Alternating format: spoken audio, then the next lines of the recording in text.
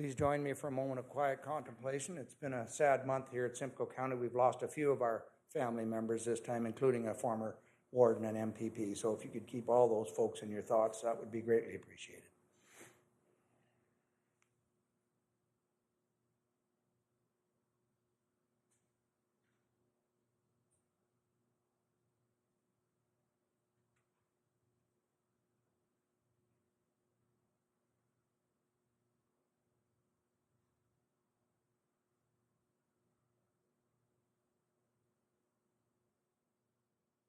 Okay, thank you.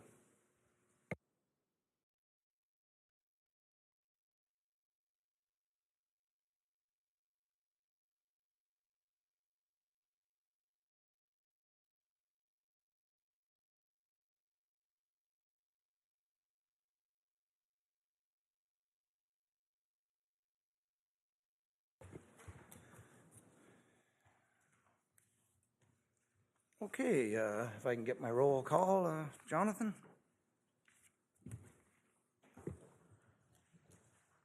Thank you very much, Warden. We do have all members of council in attendance today with a couple of exceptions. We have regrets from Councillor Bell with alternate Councillor Snutch in attendance, and we have regrets from Councillor Norris with alternate Councillor LaChapelle in attendance. And you have your quorum. Thanks, Warden. Thank you very much. Is there anybody that has to leave early today? Not seeing any. That's good. Could I look for approval of the agenda? Councillor Dolan. Thank you, Your Worship. Moved by myself and seconded by Councillor McDonald that the agenda for November 26, 2024 meeting of County Council be approved. Okay, any questions on the agenda? Not seeing any. All in favor? That is carried. Thank you. Do I have a disclosure of pecuniary interest by any member of council? Not seeing. If you find yourself in that situation later, please declare it at that time.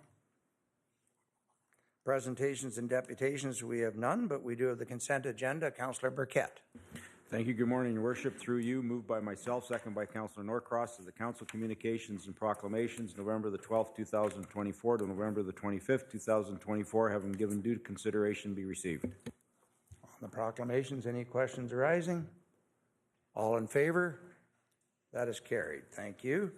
An adoption of the council minutes and confirmation of the committee of the whole reports. The minutes, Deputy Warden Coghlan. Thank you, Your Worship. Moved by myself, seconded by Councillor Locks, that the following council minutes be confirmed and adopted and the committee of the whole report be confirmed. County Council minutes, November 12th, 2024. Committee of the whole report, November 12th, 2024. On the last council minutes, any questions arising? I got to watch you on YouTube. I was hoping to join hybrid. We weren't quite there yet. It was entertaining. Let me just say that. All in favor? That is carried. Presentations and considerations of the Committee of the Whole report, and I'll start with Councillor Cox, and I will remind Council that performance management does include the 2025 budget. So the budget will be in this motion, and I think there's a motion to pull it. But go ahead, Chair Cox. Good morning. Moved by myself and seconded by Councillor Evans that the performance management recommendations contained within the Committee of the Whole report dated November the 12th, 2024 be approved, including the 2025 budget. Any questions or comments? Yes. Councillor Leduc. I would like to pull the budget for the 2025 budget for further discussion. Okay, so we'd have a motion on the remainder. Same mover, same seconder. On the remainder of the Committee of the Whole, questions or comments? All in favor? That is carried. Thank you. So now on the budget. Just give me. I've got it now. Thanks, Councillor Cox. I'm just scrolling down. So, Councillor Duke, you pulled it. Comments? Thank you, Warden. And I'm specifically speaking to CCW 2210F-24. It is the amendment that we had on the table for the budget. I would like to add a further amendment, if Council's willing, and that is to reduce the provision of the 1% of the levy transferred to the Economic Development and Planning Reserve for Economic Development to 0.5%, which moves the levy to 3.125. The reason I'm asking for this is when you look at the economic development, there is no project in there. This is going to straight reserves, which doesn't impact the capital or the operating side of the business. It's just going straight to reserve. So instead of putting 1%, do the same as we did last year with a half point. The reserves are sitting at, they would be sitting at $6,800,000 for 2025.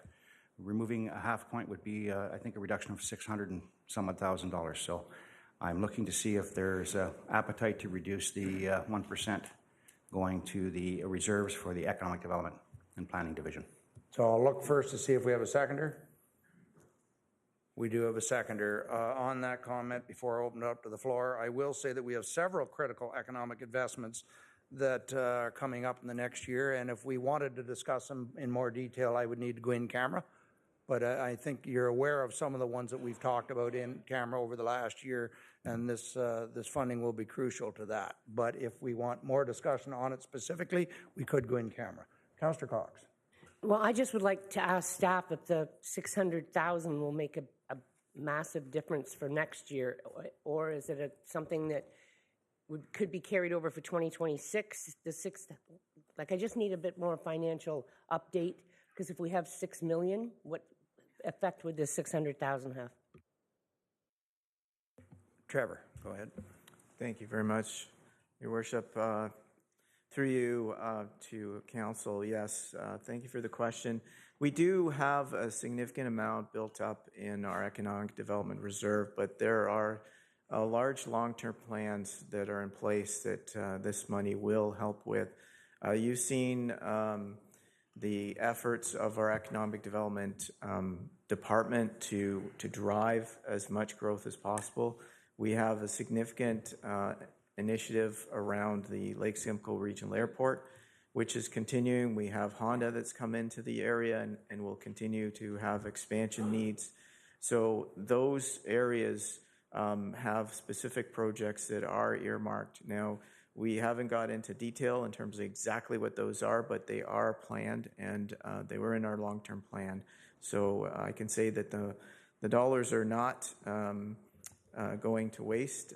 They will be used, and this allows us the flexibility to be able to access that reserve when the time comes. Thank you.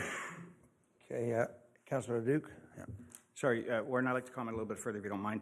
So I'm not referring to the dollars going to waste. It's 2025's budget, and at 2025 we don't have a project listed in there at this point in time. The airport has its own budget and its own reserve, so those funds for the airport would be through that budget portion. My issue is, folks, we're dealing with some major policing budget asks. Some of them, I can tell you, Bradford was quite high ourselves. Bradford Innisfil Police Services asked for quite a large budget impact to us. It was an over 2% to the tax levy, the impact to Bradford alone. So I know that we're all dealing with these impacts, and I'll tell you, I prefer to make sure that we can fund our policing that we need to fund, because when it boils right down to it, I think policing is the most important part of our community, and I think we need to make sure that if we have an opportunity to drive those funds into our policing, that we do that. The state of the economy right now with what's going on south of us is going to have some impacts, and I hope that, I'm prepared to pay into our policing services for this year and next. I know we're going to get another large hit from our policing services again. So I'm looking to make sure that we have funds to support that. The key is to support our community safety, and this is a big part of what our budgets were impacted this year, dealing with 2025's budget. So I know everybody has 2 to 3% going to their tax levy if they have the increase that they're looking at. So this is not a huge impact. It doesn't really impact us overall. The county still can deliver the plan that they have for economic development. You'll still be sitting with well over $6 million in your reserve fund. So to me, this just is something where we can tap into this budget, save our residents of Simcoe County some funds, and deliver that into our community safety programs. So that's where I'm looking to hopefully take this money that we save today here at this level into our local level to help with our policing costs. So it's huge. And I just look for everybody to, take a look at it and see if this is something that they can support, because I don't think it has any real impact to the capital or the operational side. It's a reserve fund that we're delivering that funds to. So that's all I have to say on that, sir. Councillor Gordon. Thanks. Well, I appreciate entirely where Councillor Duke is coming from. As soon as it got woven into to try and offset the spike in policing costs, that's where it lost me. I think we can't be doing the province any favors here and trying to absorb and obfuscate what the damage it's done to our financial capacity in in our case, 26% increase in 1 year. In our municipality, to avoid our 10 or 12% tax increase, we're having to drain the reserves that we worked so hard to build at. But we're going to find a way to make sure that we advertise to all of our taxpayers what the real impact is. This 4% tax increase in our world because of the OPP, solely because of the OPP, with no new services, no new boots on the ground, nothing new in our community to make it safer. We can't hide that. And I think this is well-meaning. I totally get why we want to do this. But when we're doing it to make the province look good, they should be stepping up right now, as they've pledged to do. And I heard it again this morning on the radio that, they're going to work with municipalities that are negatively financially impacted. How they have yet to share how. It was, hinted to me that it would be by end of this month, but we'll see. But if we're talking about, potentially crippling the financial capacity of this county and the projects that we, aren't on the floor to talk about right now that staff have said we need to fund for 2025 to advance. So I think we'll be talking about them in the future. And to do it solely to try and, obfuscate and, blunt the sharp increase that has been put on us by the province, negotiating a collective agreement and then passing it along immediately to us with no buffer, no phase-in, nothing. I just think that we're doing it for the wrong reason, and we're actually doing this organization to, no good by reducing our capacity for projects that relate to this. So, you know what? I'm not going to vote against this if my peers are fine with reducing this. This isn't the hill I'm going to die on, but I just want to be absolutely clear that we shouldn't be giving any hall passes to the province. We should be showing our residents in the county and our host municipalities what the actual impact is to their taxes. Whether we choose to mute them by living off our credit card or draining our reserves, we need to show them clearly what the impacts are of these increased costs and that they're getting absolutely nothing more for it. Thank you. Thank you. Deputy Warden, go ahead. Thank you, Your Worship. And further to Councillor Gordon's point, it's not only appeasing the province. When we're sitting in this house, we wear our county hat. And while we do have pressures at our local municipality, we can't use this budget to make room in our local municipalities. I think that when we're sitting here, we are to have the foresight and understanding that we are building reserves with intent, not for no reason. I think that our last meeting, this House came to a compromise. And I think that everyone, when we left here, was comfortable with the number. And I think that taking this extra step to make room at our local level is not responsible. I think we need to be continuing on a path where we put the county first and what the county's going to need in the future. Thank you. Councillor Miskmans. Thank you, Your Worship, through you. Great comments by everyone. I think if we're going to take a vote on this as a House, I think it might be best that we go in camera so we understand what these impacts are, thinking at the county level rather than the municipal level. So I would, I guess, putting forth a motion to go into camera so we can have a better understanding before we take on this vote. Thank you. I think we need to go that direction, is what I'm hearing. So, Jonathan, I'm just... Yeah, he'll need just a moment. Any public comments we could do? I have a seconder, Councillor Measures, to second that. Going in camera. Are yours public, Councillor Snell? Or go ahead while we're waiting. Thank you, Your Worship. Through you, economic development benefits all of us, all of our municipalities, through taxation for the county, employment for our residents, and attracts development to our local communities. So, in my opinion, it takes money to make money. And I couldn't support this reduction because we can't rely on the provincial or federal government to come to the ask when we want to move forward with these projects.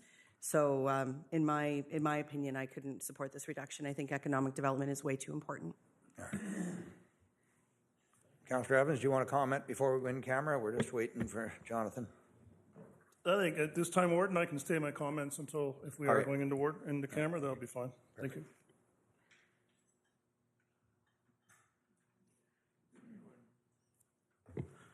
Warden, through you, I just want a moment to make sure that we get the sections of Section 239 of the Municipal Act correct here. So if you just give me a minute, there's a few sections that this might fall under, and it's a requirement of the Municipal Act that we declare under which section we're moving into camera. So if you can just give me one moment. Sure. Councillor Leroy. Yes, thank you very much. I just wondered, is there a rule of thumb number for every dollar of investment in economic development, what the return is?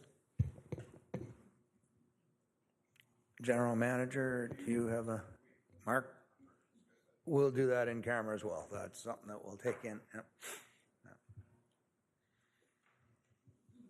Councillor Fryer. My comments are fine in public. I was just going to comment on, and maybe dovetailing with Deputy Warden comments. We reached a compromise, 3.26 or 625, and 2% of that is for capital and asset management. So it's only 1.625 for the phase. Would I like to see 1.5? Yeah, that was the one I was supporting, but in the end, I can compromise, and I don't think it's going to be too detrimental. As I said, I do believe it's a pretty solid budget for the times that we're in, because 2% of that is going to asset management. So thank you. All right. We are ready. All right, Warden, thanks. So the resolution would be the Committee of the Whole resolve into closed session at 9:18 under the authority of the Municipal Act, Section 239, K, a position plan procedure criteria instruction to be applied to any negotiations carried on or to be carried on by or on behalf of the municipality or local board. And there's a couple others here. Advice that is subject to solicitor-client privilege and including communications necessary for that purpose. So that would be the wording of the resolution to go into camera, and I think that was moved by Councillor Miskimans and seconded by Councillor Measures. It was. So we just have to take a vote on that. All in favor? We will go in camera. No microphones once we get in.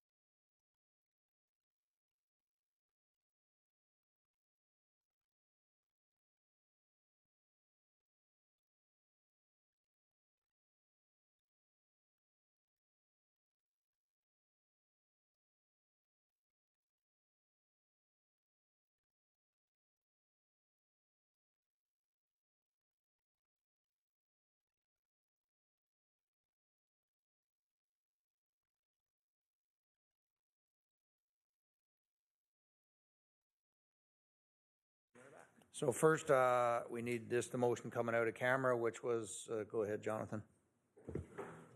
There was a motion that Committee of the Whole rise and report at 9:28, moved by Councillor Miskmans and seconded by Brian Smith, and that carried. And then we received a verbal update. I guess, do you need a separate motion for that or no? No, it's all included in there. Perfect. So back to the mover. Go ahead. Warden, after hearing in closed session, I will pull the amendment off the floor, if you don't. Okay, so we are now back with the original, and that's fine with the seconder as well. So we are back with the original motion, Jonathan? That's correct. So this is the main motion from November 12th. It was originally moved by Councillor Snell and seconded by Councillor Fowler. That's item CCW 2024-304 dated November 12th regarding follow-up from the special budget meeting be received, and that the proposed 2025 County of Simcoe budget, with the exclusion of any related funding to Georgian Bay General Hospital, and that's because Councillor Prost had declared a conflict, be approved with the following amendments to: 1, update operating balance figures as outlined within item CCW 2024-304, dated November 12th, 2024. Number 2, the second amendment was to defer 2 program supervisor positions in emergency management to the 2026 budget deliberation, pending further consultation with the local municipalities. And third and finally was to reduce the levy increase from 4% to 3.625%. So that matters on the floor. Okay, on that, any other comments? All in favor? Opposed of any? That is carried. Thank you. Unanimous. Yes. One more? Yes, for the conflict. Yes, thanks, Warden. So as I mentioned, that motion excluded funding for Georgian Bay General Hospital. So the motion coming forward from November 12th related to that was moved by Councillor Measures, seconded by Councillor Evans, that any related funding to Georgian Bay General Hospital included in the 2025 County of Simcoe budget be approved, and that motion's on the floor. Okay, on that motion, any discussion? All in favor? Opposed of any? That is carried unanimous as well. Thank you. So we are now on to Human Services. Chair Leduc, 9.2. Thank you, Warden. We're at 9.2, so that moved by myself, seconded by Councillor McDonald, that the Human Services recommendation contained within the Committee of Whole report dated November 12th, 2024 be approved. Any questions? Any items to be pulled from Human Services? Not seeing any. All in favor? That is carried. Thank you. And now Corporate Services. Chair Dolan. Thank you, Your Worship. Moved by myself and seconded by Councillor Measures that the Corporate Services recommendations contained within the Committee of the Whole report dated November the 12th, 2024 be approved. Any items to be pulled from Corporate? Not seeing any. So all in favor? That is carried. Thank you. So presentations and considerations of special committee reports, we have none today. Presentations and considerations of county officers' reports, we have none. Motions which notice have been given, none. Notices of motions, none. Yes? Oh, yes. Councillor Leduc, sorry. Warden, I'd like to actually introduce a notice of motion to reconsider the 2024-212. It was the resolution 24-212 from October 8th meeting, the County Council, being a resolution containing direction to support option 1 for a full-time warden and 33-member council. Sorry, Councillor, and I knew that was coming. Okay. Now, Jonathan, if you want, we have a seconder for that. Yes, Councillor Fryer is second.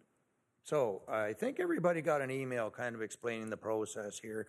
This would require a 2/3 majority to reconsider, correct, Jonathan? Yeah, thanks, Warden. So I'd received some questions about how to procedurally go about a reconsideration motion on this topic. Before the notice of motion to reconsider would be deemed in order, it would be my advice that before it's deemed in order, that a section of the procedure bylaw be suspended, because there is a section of the procedure bylaw that says no question after it has been decided by council shall be reconsidered within 1 year following the date the decision was made.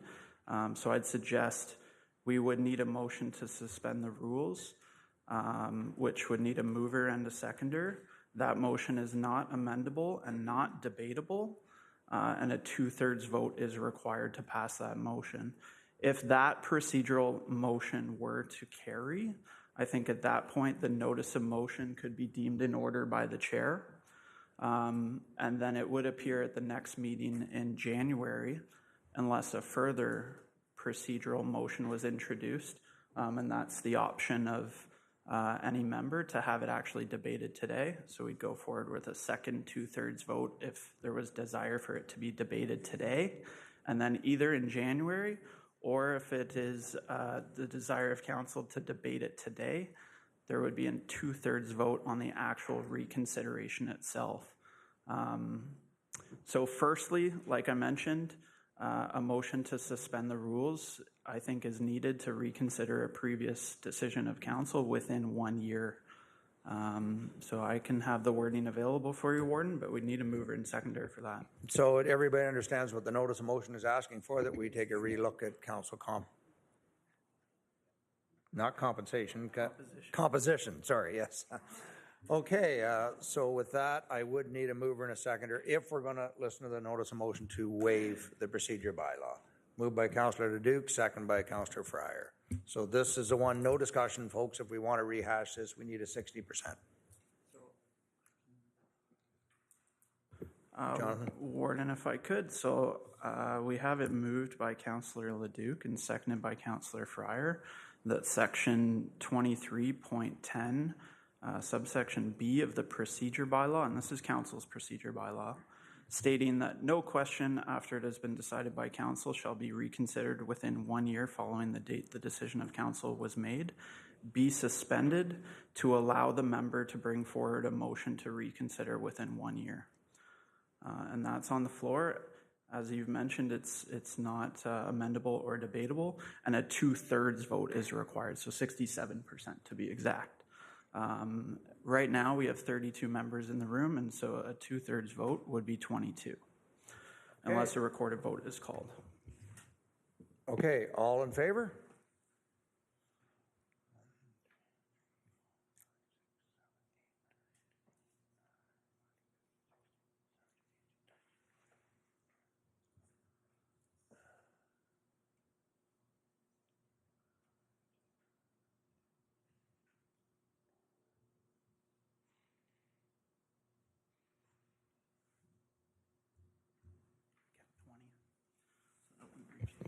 So that, I'm counting 20, I thought 20 or 21, but it does not reach the 2/3. So that, yes, Councillor Leduc? Warden, I'd like to have a recorded vote on this issue. Recorded vote? Been requested, okay.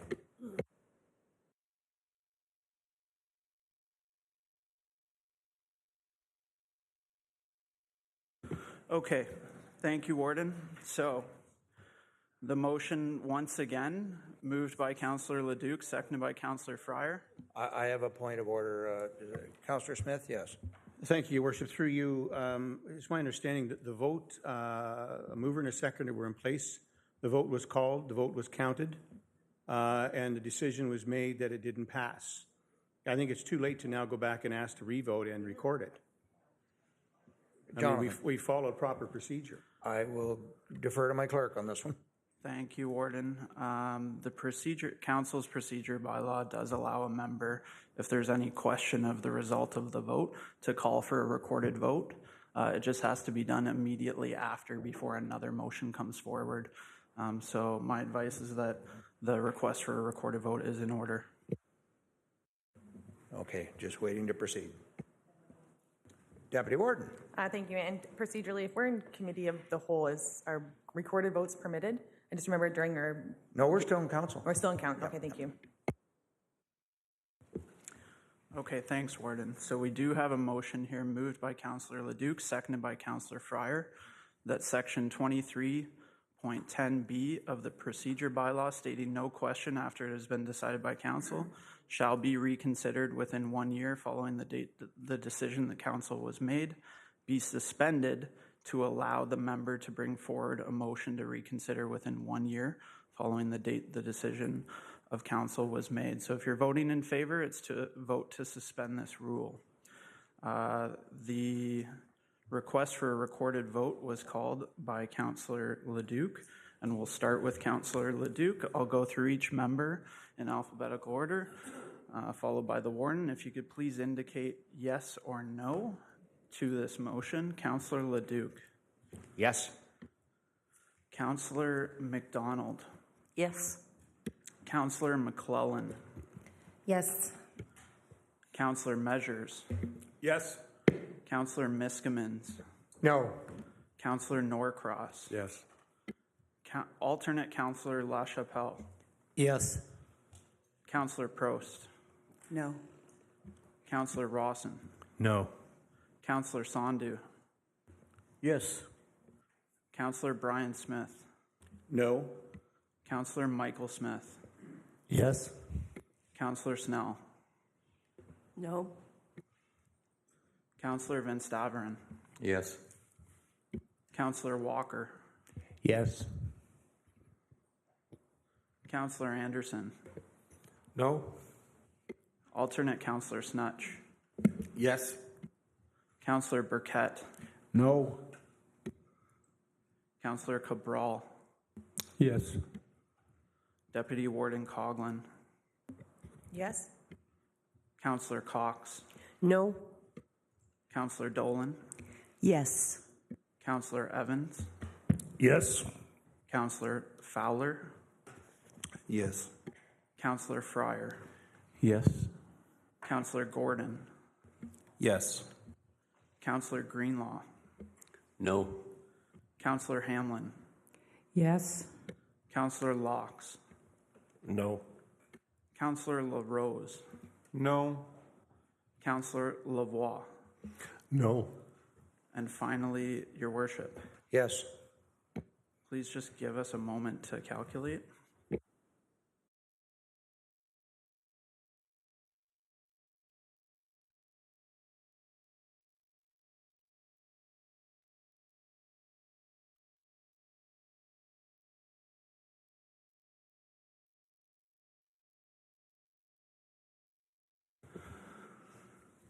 Warden, we have a vote of 20 in favor and 12 against, which is a recorded vote of 100 in favor and 45 against. A 2/3 requirement on 145 recorded votes is 97, and we have 100 in favor, so that carries on at 2/3. Okay, thank you. So then the notice of motion is next, is it, Jonathan? Yeah, thanks, Warden. So at this point, it has, the rules have been suspended to allow this notice of motion to come forward. At this current time, the notice of motion could be deemed in order, and it would appear at our next regular meeting, as is the case with any notice of motion. If the member or any member would like to put forward a motion to suspend the rules and deal with it today, that is an option. Councillor Gordon. I'll put that motion forward. I just want to get this over with. All right, do I have a seconder to deal with it today as opposed to putting it off? Councillor Sandhu. So the motion is, again, to waive the rules to deal with the notice motion today. Go ahead, Jonathan. Thanks, Warden. So we have it moved by Councillor Gordon and seconded by Councillor Sandhu that the requirement for notice be dispensed with to allow a notice of motion to be considered at today's meeting of council. And I just remind the chair that, again, this is a 2/3 vote requirement, and it is not debatable. So once again, not debatable, 2/3 required to deal with it today. So. Shall we stay with the recorded vote? Keep the pattern going here. Recorded vote. Thank you.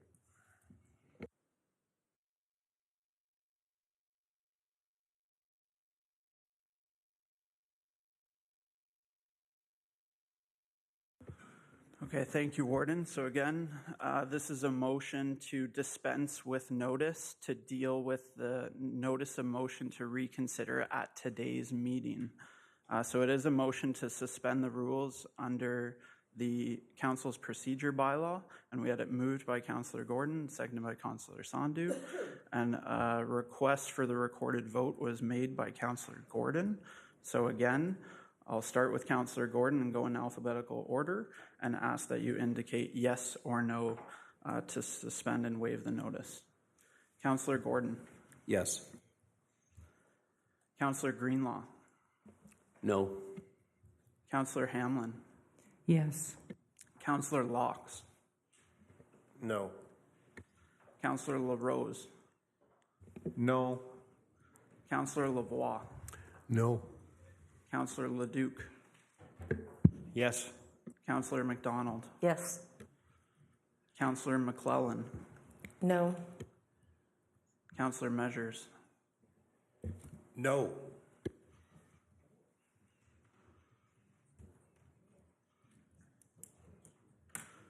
Councillor Miskimans. No. Councillor Norcross. No. Alternate Councillor LaChapelle. Yes. Councillor Prost. No. Councillor Rawson. No. Councillor Sandu. Yes. Councillor Brian Smith. No. Councillor Michael Smith. Yes. Councillor Snell. No. Councillor Van Staveren. No. Councillor Walker. Yes. Councillor Anderson. Yes. Alternate Councillor Snutch. No. Councillor Burkett. No. Councillor Cabral. Yes. Deputy Warden Coughlin. Yes. Councillor Cox. No. Councillor Dolan. Yes. Councillor Evans. Yes. Councillor Fowler. Yes. Councillor Fryer. Yes. And your worship, Yes. please just give us a minute. And I'll just remind council that if this motion is defeated, the notice of motion would still be in order and appear at the next meeting, as this is just a motion to suspend the rules. So by defeating this motion, the notice of motion will just appear in January, as with regular notices of motion.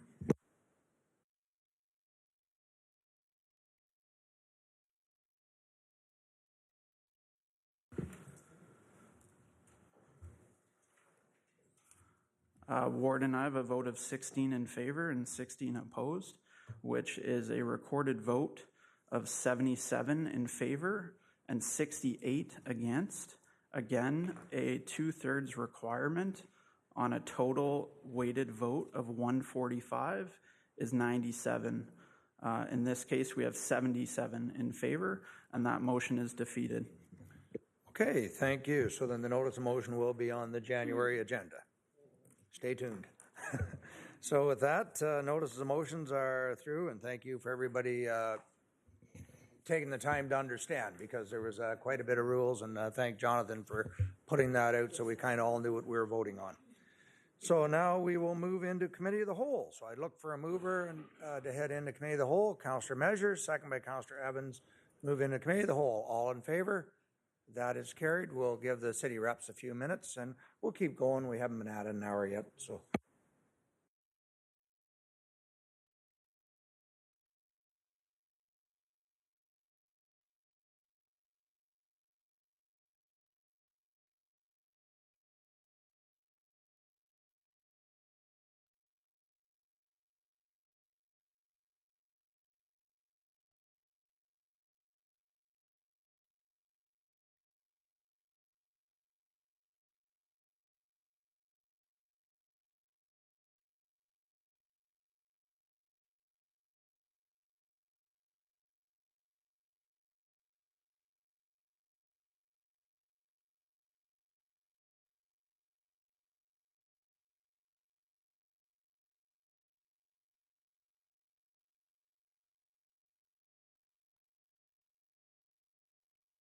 Okay, I'll call the meeting to order and I'll get a roll call.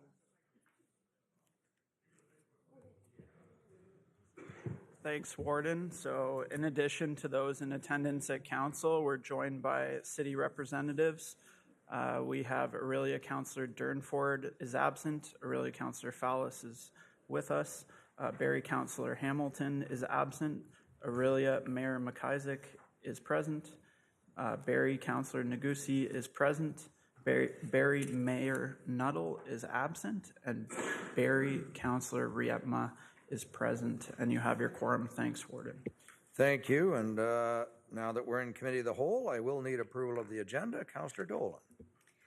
Thank you, Warden. Moved by myself and seconded by Councillor McClellan that the agenda for the November 26, 2024 meeting of Committee of the Whole be approved.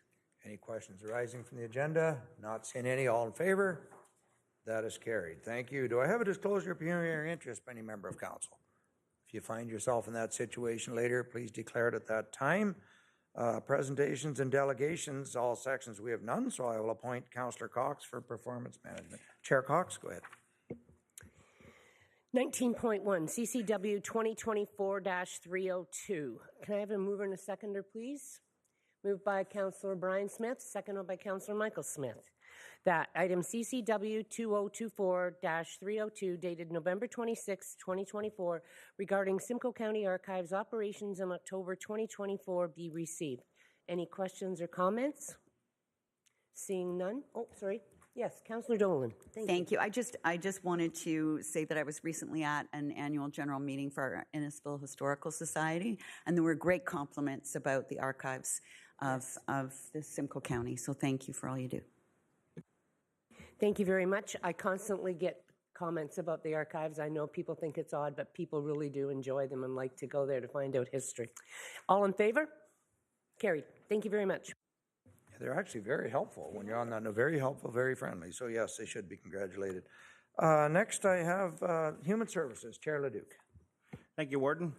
So through you, I have moved by Councillor Van Stavern, seconded by Councillor Laux, that the following consent items have been given due consideration be received. There's 3 items under the consent item. There's a Paramedic Services Facility Plan update, a very thorough report there, Community Paramedicine Program update, and then the Ministry of Health funding subsidy. Would anybody like any of these pulled for further comments? I guess my one concern would be that we're at a 45% funding rate for the paramedic. There's a 24 too as well. 20 next page. Oh, sorry. James. Okay. Oh, yes, and sorry, the letter from the school boards in regards to, there's a request on that letter from the school boards to us. So further, anybody want to pull anything for comments? Councillor Follis, what item? I guess just had questions regarding the school board letter, but I didn't know if it was required to be pulled or not. Okay, we can, without voting, we can entertain the questions to see where we go with that. If there's a change in the request, we'll see. Your question, sir? Thanks. Through the chair, I just wanted to get county staff to comment. What's the direction of this letter? Are we planning to bring it back? Is there a report coming forward? Just any information on that front would be helpful. Thanks.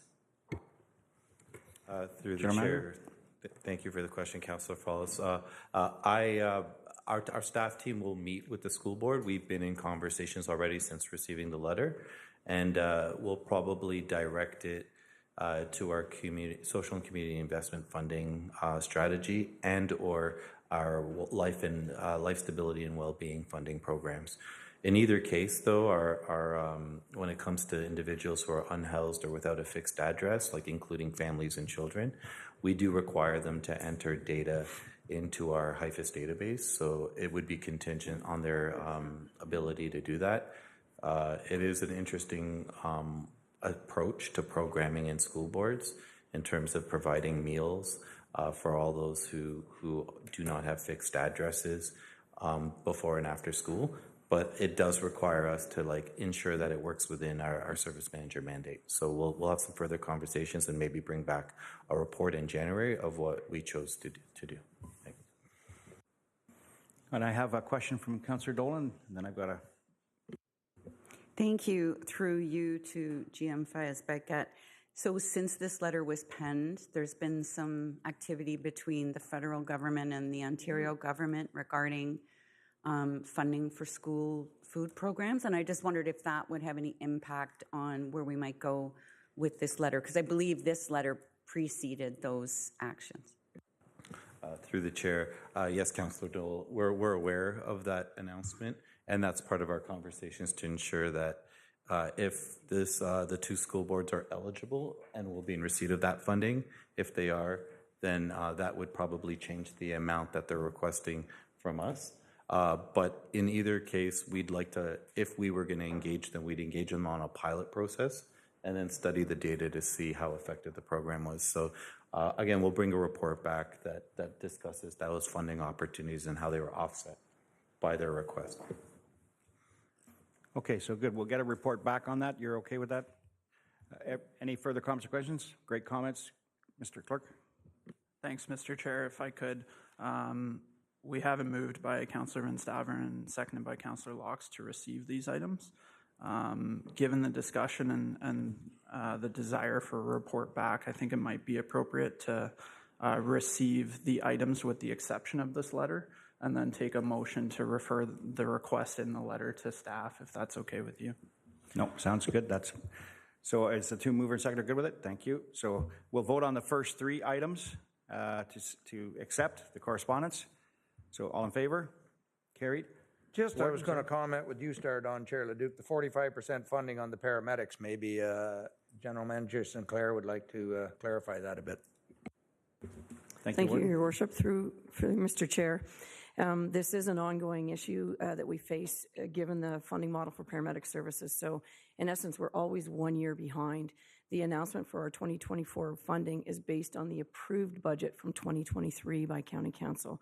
So it not only does not recognize any enhancements approved for 2024, it does not include any consideration for year-over-year inflationary factors. We do continue to advocate to the province to relook at their funding methodology and consider both inflationary and enhancements in their funding model. Thank you, Warden. Great question. Okay, can I get a mover and a seconder for item 20.4? Moved by Councillor Evans, seconded by Councillor Dolan, that we refer this back to staff for a report. Councillor Gordon? Thanks. I realize this letter represents the Simcoe, non-secular school board, but I've heard interviews, I think as recently as yesterday, from the directors at the Catholic school board with the same challenges. None of their cafeterias have opened since COVID, and they just can't find operators who can make profit by operating when there's convenience stores and McDonald's and everything, in some cases 100 meters away from school.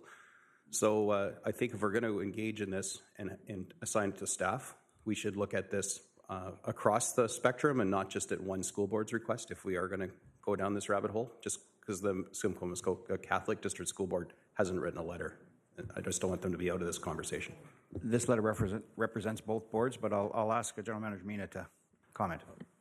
Yeah, through you, Chair. Yeah, this letter represents both boards. So it's both boards making the request together across all of the county of Simcoe and all of its service areas. So again, just to be very clear, the request is timed for 2024 funding that we have available. What we'll do is we'll continue negotiations with them on the amount. It'd be specific to unhoused families because that's where our mandate begins and ends. And then thirdly, if there's any federal provincial funding received in 2025, it would offset our contribution, meaning it would replace it if it supersedes ours.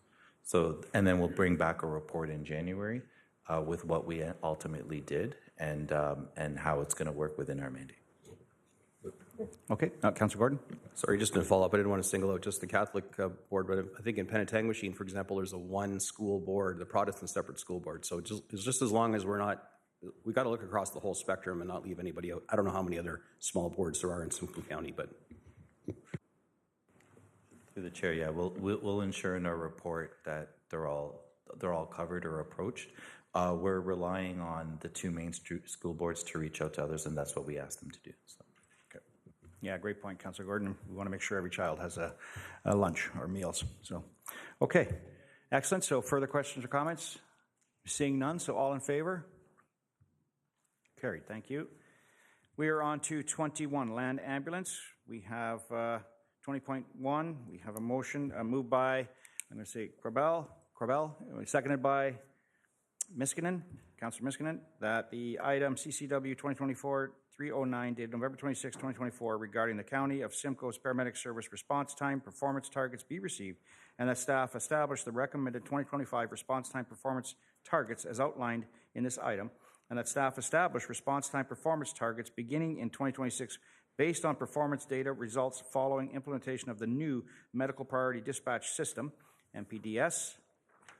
So I got questions or concerns with this. It's a good report. We're meeting 2 out of the 6, but with the new dispatch system, hopefully that'll improve our response time. So, seeing no further questions or comments, all in favor? Carried. Thank you. We are into Human Services, other matters for consideration. Is there any other matters right now? Seeing none, so we're on to 22.1, the Affordable Housing Advisory Committee. May I get a mover and a seconder for this, please? Moved by Councillor McClellan, seconded by Councillor McDonald, that the recommendations contained within the Affordable Housing Advisory Committee report dated November 19, 2024 be approved. Questions, concerns with this? Seeing none, all in favor? Carried. Thank you. And Warden, I ask, so other matters for consideration. Is there other matters for consideration now? Seeing none, I turn back to you, Warden. Thank you, and thank our city reps for showing up today, and I'll hand it over to Chair Dolan for Corporate Services. Thank you, Warden Clark.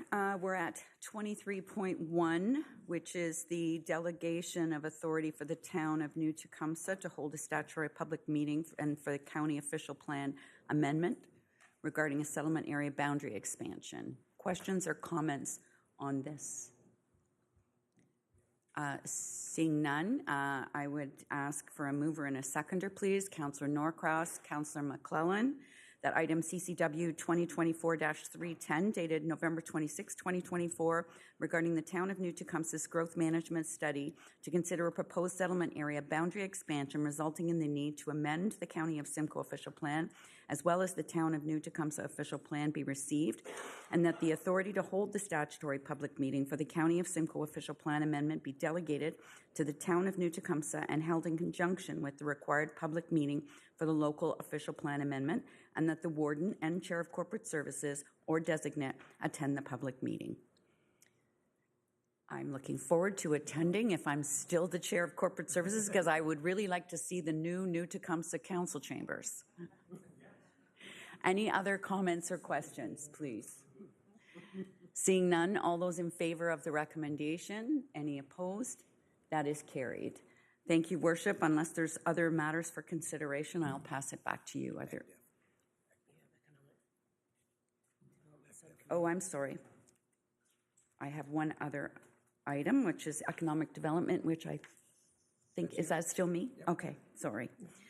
So I need a mover and a seconder, please, for the Economic Development Subcommittee report from November the 12th. Moved by Councillor Fowler, seconded by Councillor Laux, that the recommendations contained within the Economic Development Subcommittee report dated November the 12th, 2024 be approved. Questions or comments? Councillor Cox. Yeah, I'd just like to draw your attention to the fact that they had a Tourism Simcoe County had an event last week at Burn Resort, and I went and one of our councillors went, and next time there is one, you should go because the speakers were absolutely excellent. What our staff are doing with tourism, Simcoe County is absolutely amazing. They have some really good ads on TV. They are promoting agritourism, and the same for the economic development. We have different investment attractions. So I just want to draw it to your attention that these two groups, these two areas, are working very hard and doing a wonderful job. Thank you. Thank you, Chair Cox. Any other questions or comments? Seeing none, all of those in favor of the recommendation? Any opposed? That is carried. Now I'll pass it back to you, Warden Clark. Thank you, Chair. And now we will turn it over to Chair Cox for performance management. Okay. Performance management consent. I need a mover and a seconder, please. Councillor Rawson, Councillor Snell. That the following consent items, having been given due consideration, be received. Anybody have any questions, comments? Yes. Councillor McDonald and then Councillor Fryer. 25.4, okay. It's a comment. And 25.1. Okay. So will we pass the other ones and come back to it, or? Okay. Councillor McDonald. Thank you, Chair Cox. I just to mention that since our letter went out, we had a deputation from our Nottawasaga detachment And we are a tri-party with Agilitas Toronto and New Tecumseh, and they have worked very diligently to help to minimize that. But I think that all the letters that were sent out, I think that the Premier Ford's government has had to hear us loud and clear, and I really do believe that that we will see something that will minimize the costs that everyone is experiencing. And because for us anyways, we are very pleased with the service that our OPP is giving us. We just can't afford that increase of cost. And I hope that everyone that is being serviced by the OPP has given a letter or reached out to Premier Ford's office. Thank you. Thank you very much. Councillor Fryer? Thank you, Chair, and through you to General Manager Wilcox. And I didn't have a chance to speak to you about this ahead of time, but this is just really getting you to maybe reflect on the PSAB reconciliation amounts. I think the most significant thing that stood out to me is this year we have the sizable asset retirement obligations as part of the, so I expect this is looking different than you've seen in the past. And just if it does result in a negative annual surplus in the reconciliation, I know it's an accounting reconciliation. Do you have any thoughts on any concerns with what it's showing you? Thank you. Thank you very much, Chair.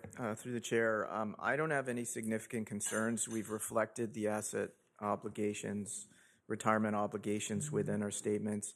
I wouldn't say they were extremely material. There were some buildings where there are things like asbestos and stuff like that that adds to the retirement obligation costs. But if I could turn it to the Treasurer and he could speak to that too. Thank you. Go ahead.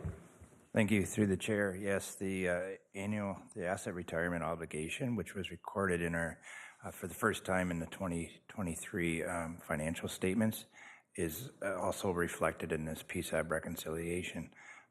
That adjustment will be made from, again, was the first year was 23, and an adjustment will be made on an annual basis after that. Thank you, Chair. Okay. So we'll just, all in favor? Carried. Sorry. Performance Management Finance, 26.1.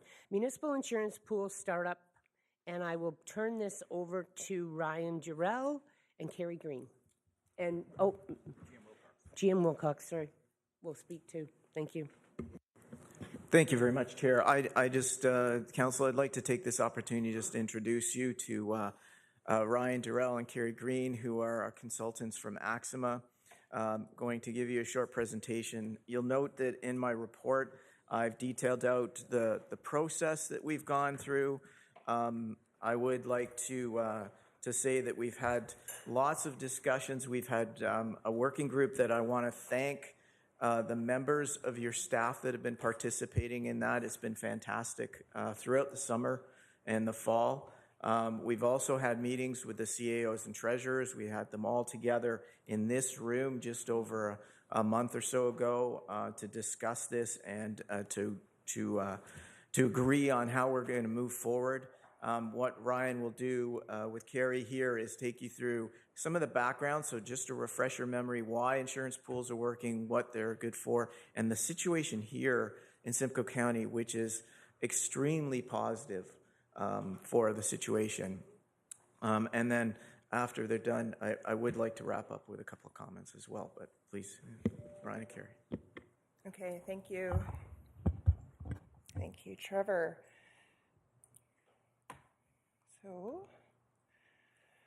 So thank you for having us here. I will just sort of introduce the topic and then pass it over to my colleague, Ryan. But basically, the background on this is in response to the rising costs of insurance for Simcoe County and its municipalities. The plan was to explore alternatives to the current commercial insurance model, to look for alternatives to both save costs as well as provide stability in the cost of insurance. So what we did, we were hired to complete a feasibility study that explored the various alternatives available to the county. and concluded that there was strong support and a strong business case for the implementation of an insurance pool. So with that, we did move forward with implementation. Things are well underway, and at this point, we're looking for commitment from the county as well as the individual municipalities. So really, pooling is not new. This is the concept we want to bring forward with this slide. The Waterloo Region Municipalities Insurance Pool as well as the Durham Insurance Pool both have been running very well for the last over 20 years. And what we're hoping is that this will be the first new pool established in 25 years. So it is pretty exciting. So why start an insurance pool? Because as we know, insurance is very expensive. But to sort of break it down for you in the commercial market, of every dollar of insurance premium that you do pay, only 34% of that goes to pay claims. So the remaining 66% is going to something other than paying claims.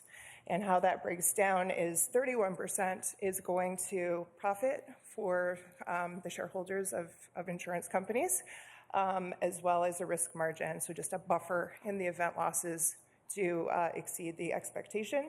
And the other 35% is going towards operating expenses, broker commissions, and of course premium taxes, which can't escape taxes. That's a fact of life, as we all know. So with that, I'm going to pass it over to Ryan, he came up with this, I think, very relatable analogy to share with you, and we'll go from there. So pass it over to you. Thanks, Carrie. So to just bring this home, why self-insurance versus commercial insurance? Self-insurance is akin to making dinners at home. It's the same service, it's the same food, it's just you're doing it yourself as opposed to dining out at restaurants. Just show of hands, how many people eat at restaurants for every single meal? Seeing none, I'll carry on. So why do we buy insurance in the commercial marketplace? First and foremost, convenience. It's annual cost certainty. We get one bill for the year, we know what it costs, and at the end of the year, we get a fresh new bill. And I say annual cost certainty because we don't know what the new bill is going to cost. We don't know what next year's cost will be, but it's convenient to purchase it once and pay a singular price and have everything included in that price. We also buy insurance because it provides specialties, so transferring risks that we don't want to or can't accept, very large losses or very specialized losses. I don't personally make sushi at home. I don't trust myself to prepare raw fish, so I go out to get that. Just like we purchase cyber insurance because it's a specialty and it comes along with claim service that we can't necessarily or don't want to necessarily staff up for cost efficiency reasons. So we're not considering cyber within the pool at this time. A service often accompanies commercial insurance. So if you're a very small municipality, it might be useful to purchase insurance in a single cost because it comes along with claims and risk management services embedded in that coverage. So why should we buy less insurance? First and foremost, same reason why we don't eat out for every single meal. Cost. Insurance comes at a premium, pun intended. There's an additional cost, as Carrie pointed out. And the other reason why is as we build out in-house capabilities, as we grow our ability to risk manage and manage claims, especially in a pool context, it makes more and more sense to do more things ourselves. I, for one, will often make spaghetti and meatballs myself because I can't stand to pay restaurant prices for something I know very well how to do myself. That ends my terrible analogy component of the presentation, and we'll kick on with how do we go about buying less insurance. First and foremost, by reducing and avoiding losses through risk management. Risk management activities are pivotal to making sure we lower our costs, not just the directly borne costs, but also our insurance costs down the road. Increasing our deductibles is a great way to reduce our insurance costs, assuming we can get the credit that we deserve for taking on more of the burden ourselves. And often as a single municipality, we can't get that credit because we don't have the individual clout to do that. So we use insurance pooling to reduce the volatility. By grouping together, first of all, the losses become more predictable. This is the same concept that the insurers use. The premiums of the many pay for the losses of the few. We're capitalizing on that to reduce the volatility, also to create the environment to centralize resources like risk management and coordinate and deliver that. What kind of coverage can we expect under a pool? There might be some concerns that the pool would not have the limits for some of the larger municipalities. The reality is, under a pool scenario, there's a single policy covering all the municipalities participating with the maximum limits to cover the maximum loss. So it's the largest limit available even to the smallest of municipalities. So no municipality is going with less coverage. For all intents and purposes, it's the best in class of insurance for the whole county and all its municipalities, except for some nuances from carrier to carrier, such as deductibles and specific sublimits to be negotiated further. That's my little disclosure piece. But broadly speaking, best coverage for all. How does the pool structure work? This is not to scale, otherwise the word deductible wouldn't fit in there. But there's still a municipal deductible, and so your municipality will operate very much the way it does now, maintaining the same or similar deductible to what it has today, and we'll talk about deductibles on the next slide. Above that municipality deductible, the pool will retain some of the losses, up to $500,000. And in excess of that, we will continue to buy commercial insurance. We're just going to buy less of it. So we're not saying, forget you, commercial insurance. We're just saying we're going to buy it differently and lower our exposure to it. So the deductibles, this is a very busy slide, but the point is that the deductibles will scale by municipality size. So at the county level, for example, a $100,000 deductible will continue to take place, so the county will bear a higher burden of the costs, not relative to what it does today, but relative to, say, the smaller municipalities who have fewer losses within the year. And then each of those municipalities will access pooled resources, pooled claims coverage above that, up to a maximum of $500,000. One of the key concerns, I think, is what are we going to do if we have a very, very large loss? Is that going to bankrupt the pool and mean that we have to come back for more money? The short answer is absolutely not. If we had, for example, a $15 million loss, which would be a massive loss, the same deductible that municipalities pay, give or take, will be paid the way they are today. The pool will take on excess of that. So in the maximum case, $490,000, and it's all being taken care of in terms of actuarially speaking on the levy side, and we'll talk a bit about that in a moment. But the maximum would be $490,000, and the additional $14.5 million would continue to be covered by commercial insurance. So we still have that backstop for the very large losses. We're retaining just the predictable losses.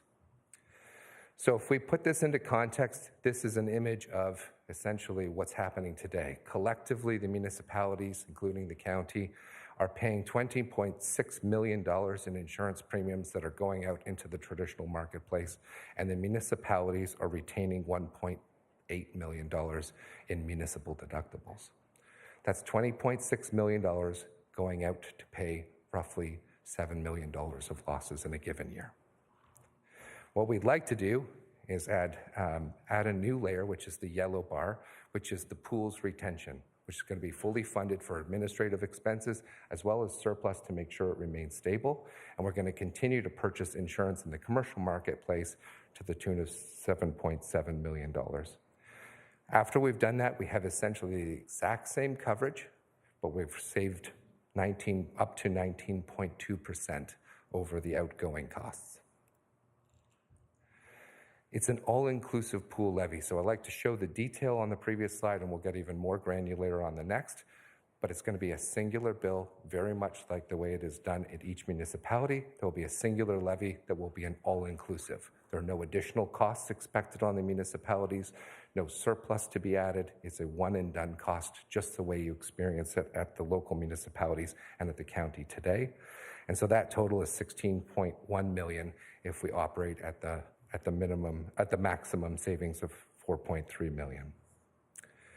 If we dig into the granularity of that 16.1 million, essentially 4.5 million of that will be used to pay the expected losses. That's the average expectation actuarially produced. We will have a buffer on top of that for volatility of 815,000. Administrative and operating expenses for the pool have already been contemplated at 1,575,000. And insurance premiums will be 7.7 as discussed before. That last little dark piece there is 1.5 million of surplus contribution to build up reserves to make sure that this operates for maximum stability. And we'd like to add another buffer on top of that as well. So how do we generate the savings? There's no magic here. We're paying the same losses in the same way that we do under commercial insurance. What we're doing is we're reducing the amount of commercial for-profit insurance and establishing a pool that operates and manages a meaningful portion of the losses on a not-for-profit basis. By consolidating the insurance placement services to reduce insurance brokerage costs, we significantly reduce the costs going out to entities like insurance brokers who are not necessarily taking risk, and we're centralizing that on a singular placement.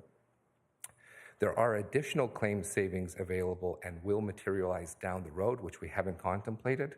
But for example, the Waterloo Region Pool operates internal adjusting services and charges those out to the municipalities on individual claims at a rate of $96 per hour, as compared to the commercial rate, which is closer to $150 or $200.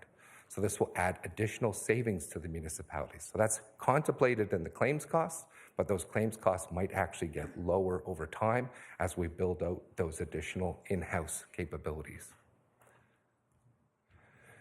So what's most important is planning for stability.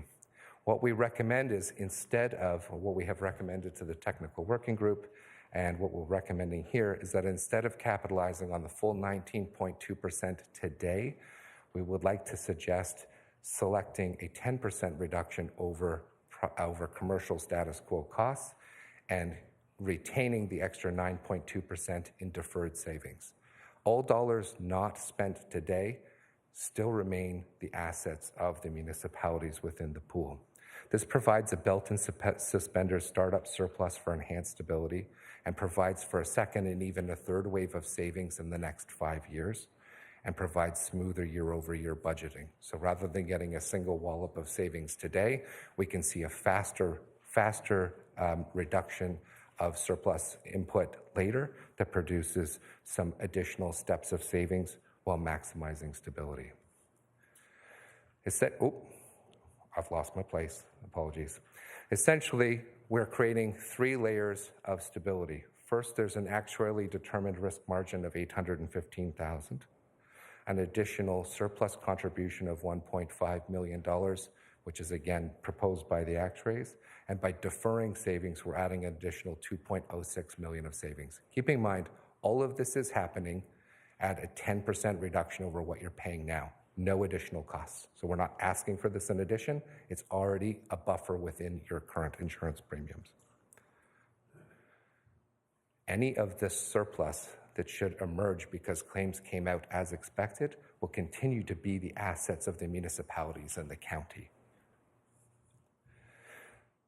So putting this in pictures, starting from the status quo, how it operates today, $20.6 million going to the traditional insurance marketplace with nothing to be returned or retained.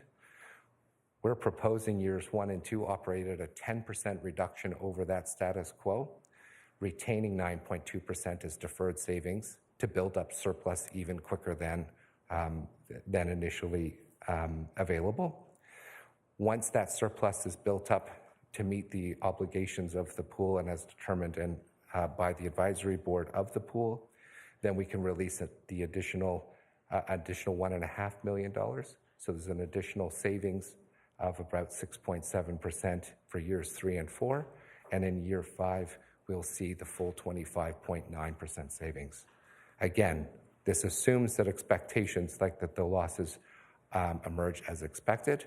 If we have something unexpected or losses are larger, we have lots of buffer to manage any of those things to make sure that there's no seeking additional funds or costs down the road. Some operational considerations to bring to your attention. Planned launch date of June 1st, 2025 is what's being discussed at the technical working group level and what's being proposed here. Municipalities within Simcoe have various insurance renewal dates. We have checked the policies, and most, if not all of them, have cancellation provisions that have either no penalty or a very low penalty, and that will allow all the municipalities who elect to join on June 1st. One thing to add to the June 1st date, first of all, administratively, it's off cycle from the budget planning, so it provides a little bit more administrative ease for the municipalities. The other thing it does is capitalizes on the fact that most insurers set out their capital planning on January 1st. And so by moving it to a mid-cycle or earlier in the year than many of the municipalities, but not all, which is Jan 1st, we're dealing with fresh capacity and fresh capital, and we're not waiting to the end of the year when we might have very late renewals because insurers are trying to determine what their budgets are for upcoming years, just like the municipalities are. So administratively, that's quite streamlined. Joining the pool will require signing on to the subscribers agreement in order to meet the June 1st deadline by February 14th, 2025. We've proposed a 5-year commitment to ensure stability and to provide negotiating power with insurers. In order to achieve the $7.7 million excess insurance premium, we need commitment from the municipalities to say, we're in and we're going to stay in, and that will give us clout to achieve the objectives on the excess insurance premium. The advisory board will govern the pool with 1 seat per municipality and 1 vote each. So even small municipalities will have a large voice at the advisory board. In our experience working with the Waterloo pool, that has been very valuable to have the smaller municipalities be a part of the advisory board. The advisory board sets levies annually, takes into consideration surplus levels, as well as the excess insurance, and losses at the municipality level. If there's a trend emerging for a particular municipality, they can adjust the levies going forward to meet that, although a focus on fairness and stability is always at the heart of that levy setting process. A pool manager needs to be appointed, and I think that's critical because there will be a need to bring a pool manager on board before the June 1st inception. The pool manager is going to have responsibility to day-to-day operations, as well as building out and resourcing for the in-house capabilities. It will also provide for additional services to the municipalities, especially the smaller municipalities. And the last thing I wanted to say on that is that would be a Simcoe-based solution. So these would be new risk management jobs within Simcoe County, as well as making sure that defense costs and adjusting costs stay localized as well, as opposed to the commercial marketplace, which often will send claims to Toronto or other centers where they have pre-negotiated deals with law firms that are not necessarily based in Simcoe. The agreement also takes into consideration entry and exit conditions. Last slide, in case you're hoping it's over soon. Not all municipalities are required for launch. Both the Durham and the Waterloo pools have far fewer members. We're contemplating a maximum of 18 here. Waterloo operates with just 8, so we don't need all municipalities to join at launch in order for this to be a go and to achieve the savings outlined here on a percentage basis. Accumulated surplus for anybody joining later will become a burden. So any municipality not joining at the inception date will find it difficult to join later. And also it's possible that the pool advisory board may not allow new entrants down the road. So if you want to avoid FOMO, or fear of missing out, municipalities should join at the inception. Pool staff will provide and coordinate services. So I really want to drill home the point that this is not putting an additional burden on the municipalities or even the county, that this is all going to be provided by the pool and it's being accounted for within the singular levy, which has those operational costs already baked into it. So this is Lots of savings with no additional work and no additional obligations on the members of the pool, other than now you will be part of and privy to the kinds of decisions that are made around allocating those costs. So it's putting the municipalities in the pool in the driver's seat for insurance going forward. And that is my last slide.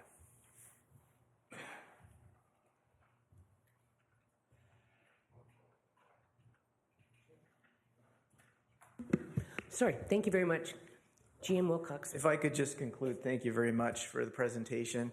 I wanted to say that, and I've noted in the report, this is a rare occurrence that I find myself in, where we can actually implement something and get savings immediately and then ongoing.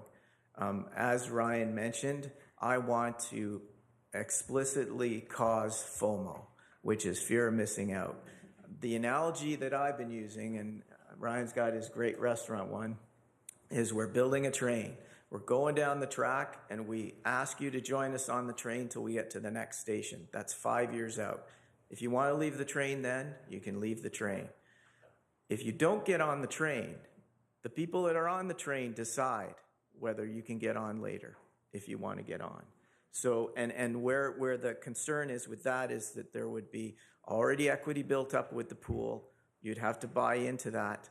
And the ongoing claims that are in there would have to be managed separately. It would be like starting a brand new pool over. So the cost burden of that then would have to be shouldered with anybody else that would join the pool at that point.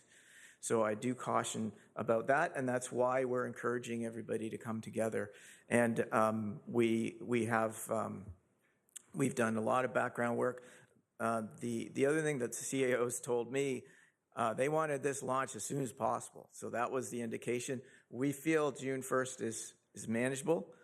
Where I've gone with the report is to say there are some upfront costs.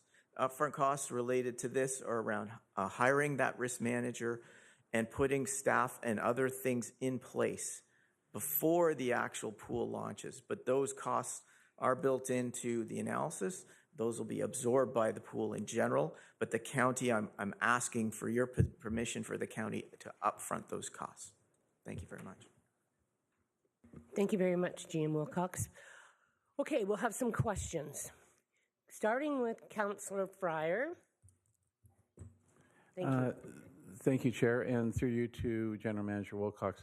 So on your first point about people joining in and such, I just want to clarify because it's, as you said, for all 16 municipalities to benefit significantly, as well as Simcoe County and the City of Aurelia. The City of Barrie was invited to look at this, were they? Thank you. Through the chair, yes, we did have meetings with the City of Barrie. Our consultants, both Ryan and Carrie, did have a meeting with Barrie to advise them of the situation and talk to them about the pool. They've declined to join at this point in time. And so they're aware of the implications of trying to join later. You just explained to us. I would defer to Ryan if that discussion specifically came up. I'm not sure. They were unequivocally not interested. So we didn't have a chance to confer with them that there might be challenges to join later. They were pretty clear that they didn't want to join a pool. So talking about the positive, which is getting everybody on board, how do you see it progressing with the municipalities? Will the municipalities just take it to their councils themselves, or will Simcoe County participate? Thank you. Through the chair, yes. The logistics of it now would be we're asking staff to direct this to you at council, at your individual councils, but we are available. So the consultants, AXMA, and my staff will be available to help, but we'll take direction from your staff. So they'll need to bring it to you at your individual councils, and we need what they will need to do is the same as what we've got in this resolution today. Approval to sign the subscriber agreement, approval to appoint somebody to the advisory board. just comment, Chair Cox. Couldn't be more supportive of the initiative and welcoming. As you say, there's not many opportunities to see this kind of significant savings on an ongoing basis for all of us. So great work by everyone. So thank you. Councillor Measures. Thank you very much, Chair Cox. First of all, very good presentation. I'm very hopeful that spaghetti and meatballs is being served on the train. I do have a question for our staff in regards to if we implement this program, some other staff resources. I certainly am aware that in our case at Clearview, lawyers and lawyers' fees have been associated with some of our case management and case files that we've been dealing with. And so are we handling that individually as municipalities if we enter this pool, or would that be handled by the pool? Go ahead. Thank you, Chair. I think I'll ask our consultants to speak on that regarding how that's handled in the other pools, for example. Essentially, costs would be centralized within the pool, so anything that is borne by your current insurer will continue to be borne by the pool, and so it won't be an individual cost. However, deductibles being what deductibles are, the municipalities will still be responsible with their various deductibles, which are scaled by municipality size. So legal costs are a major component of claims costs, but those would be handled in exactly the same way they are currently within insurance. And there is some opportunity to centralize some of these resources within the pool where there are retained costs in order to save additional costs within the municipal retention. If I may, Ms. Chair, I've got another question, and that's in regards to the pool manager. So from your presentation, Daryl, I presume that you're suggesting that this would be a new person, a new risk manager, you said. So to our general manager, are we looking at that? Is that in the budget? I'm sorry, I just don't have it right in front of me that we just discussed. Yep. And is that something that will be initiated in 26 or in July? Thank you very much, through the chair. That is what the funding that I'm asking for in this report will cover. So I'm asking for $250,000-ish. It's hard to tell, but that will not be borne by this council or any of the individual councils. It's part of the cost of the pool.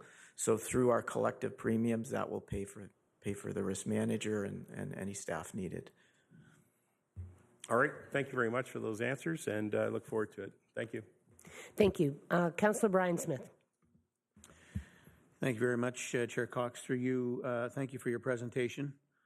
I couldn't be more excited. It's very, very rare that we ever have an opportunity like this in the municipal world. As a matter of fact, I can't think of a time where I've heard where these types of savings have become available to a municipality. When I look at the total over 5 years for Wasaga Beach, $2.15 million, that's a huge amount of dollars for our taxpayers in our community.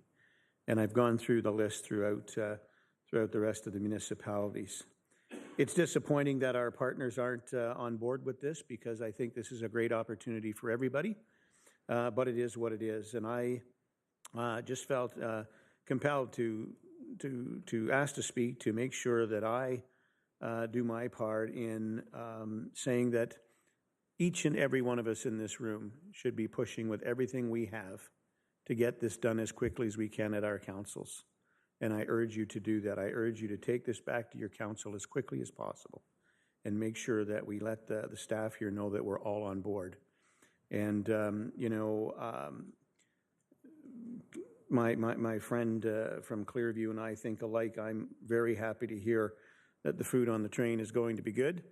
And when I look at this is beyond good. This is gourmet, folks. So get back to your councils as soon as you can, and let's get this done. Thank you. Thank you very much. Oh, GM Wilcox. Thank you very much. And I want to say, some of you may be thinking this is too good to be true, because I did ask the question myself, like, why hasn't this been done before? And there's a few reasons. One is timing. We are spectacularly set for the right timing. So we've had a hard market, we've had significant cost increases in insurance, and we're coming into that being able to pool at a time when the market is actually softening, so we can get some savings in the market and pool that together, so it's even greater. The other thing is it's a lot of work and a lot of trust. So what you're doing together is you're pooling together and trusting that we're all going to work together. We're going to put this board in place and we're going to work together. And we've done all this actuary work in the background to determine this. That takes a lot of work. So I think other municipalities have looked at this. I've talked to my colleagues. I know that York has. They've had a few fits and starts in terms of this, but they're getting very serious about it now because they've seen the savings that could be realized. So I think that's to answer to, sometimes it's like, is this too good to be true? I don't think so. We've just come across some very good timing with this, and we'll be able to move forward with it.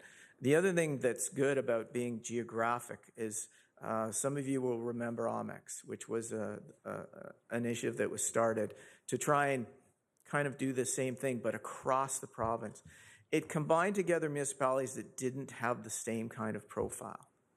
As example, it would be Chatham and Sudbury being in the same mix, and they have very different risks, very different profile of weather instances and other things that could affect them. We are very similar. Our actuary talked to us and said, your risk profiles are very common, very similar across the county, so it is a very good thing to be able to pool together. Thank you. Thank you very much, Jim Wilcox. Councillor Gordon. Thanks. I concur. This is exciting, and I happily supported, us going down this route. And my staff are a little shocked just at the timing. We feel that the timing to sign up, which is March, is a little aggressive for a few reasons. And for that purpose, I have an amendment that I'd like to table, just asking that we push the startup date for this, the startup date, not the decision to join date, to the end of the year. And I have a bunch of questions. I've submitted them to the clerks so that they can get into the hands of GM Wilcox. But the main thing, and I'll just speak to this motion that I'll be bringing up soon, is that for 2025 coverage, most municipalities that we've polled, including Midland, have a January to December coverage period. So, and I get that everyone has a different one, but there's a lot that have January to December. So the current schedule would require us to negotiate our 2025 insurance and then cancel partway through that insurance period. And there will be consequences to either, negotiating a short period like that or getting out of a one-year commitment. The startup activities from March 1st to June 1st, the pool would need to staff, as you've alluded to, and set up and get going the planned budget of $250K. And the term is going to bind future councils because it's 5 years, and I can understand the rationale for that. So I'm not suggesting that staff have asked, us or suggesting that they don't want to recommend that we join this. It's just that it's a little aggressive timeline, and I can understand the drive for savings is there, and we want to implement as soon as possible. But to be fair, this draft agreement just dropped in everyone's lap. And in the cursory review, there doesn't appear to be any out clause on it that our staff have identified. Maybe there is in a new draft. So I guess without asking what's the rush, and I'm not a defer to the future guy, like I like to get things, just get it done. But in this case, it seems a little aggressive that we need to make a decision by March that we're on the train or not for a June 1st startup. And I think my amendment that the clerks already have just simply asks to, not pump the brakes entirely, but just give us some more runway to evaluate whether or not the juice is worth the squeeze for our municipality. And I'm sure other municipalities would appreciate having a little more time to dig into this too. We have risk management in our house. We're lucky to have that. We've negotiated, really favorable decreases in our insured costs over time. And none of those may negate our joining and getting on the train. But we need time for the analysis, and with our budget, and it's our fault, our budget, is January. We do things a little later than our peers. There's just a lot going on, and this is a really big decision and an amazing opportunity. So my only question would be, what would be the risk to just pushing the implementation date to the end of the year to allow for those that have, yearly contracts to run those out and give them lots of time and maybe have a join or no join decision by fall or something? What is the real risk on that, aside from, yes, we keep paying what we're paying? GM Wilcox. Thank you very much, through the chair. I think Ryan spoke to the advantages of the June 1st date. A January date is aligning with everybody else that's in the market that's trying to buy insurance, so it will be an unfavorable timing to do that. Our thoughts would be to align it to something earlier in the year. June 1st is an optimal date. The county actually has a July 1st, and a number of municipalities has a July 1st renewal. The other thing that we've looked at is the exit clauses on all of the agreements have very minimal consequences that far into the year. We've asked for a March 1st to give the 60-day notice to your insurance so that you can give 60-day notice to be able to provide that to them. And as far as staff being able to do work in risk management, that's fantastic. I think that Ryan can speak to that in terms of how that's done with the pools in the other areas. If I may, there's probably no coincidence that the other two pools renew June 1st and July 1st. It's an optimal time for insurance renewal, dealing with the excess insurers because their capacity is maximized. As Mr. Wilcox mentioned, other municipalities have April 1st, July 1st, and September renewals, so moving it to December 1st doesn't necessarily create or streamline things from a cancellation provision. Actually, we've selected a March 1st date because it provides 90 days for cancellation provision. The other thing is, and it's been our experience as consultants that specialize in self-insurance, if we give a long enough runway to the insurance marketplace to figure out that this is happening and that the train is about to leave the station, they often pull out all the stops to try and destabilize members joining. We saw this when we started, it wasn't me personally, but my predecessor, Joe Tontini, started the insurance pool in Waterloo. The actual insurer at the time for the municipalities came out and pointedly tried to destabilize by saying, this won't work. This is absolute nonsense. Don't listen to the actuaries.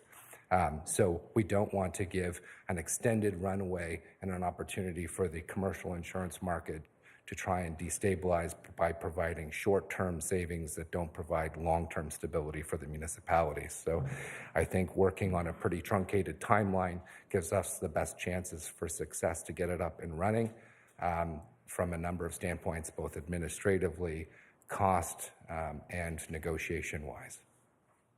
Thanks. I'm sorry, through the chair, if I may add to that. The heavy lifting, I feel, has been done.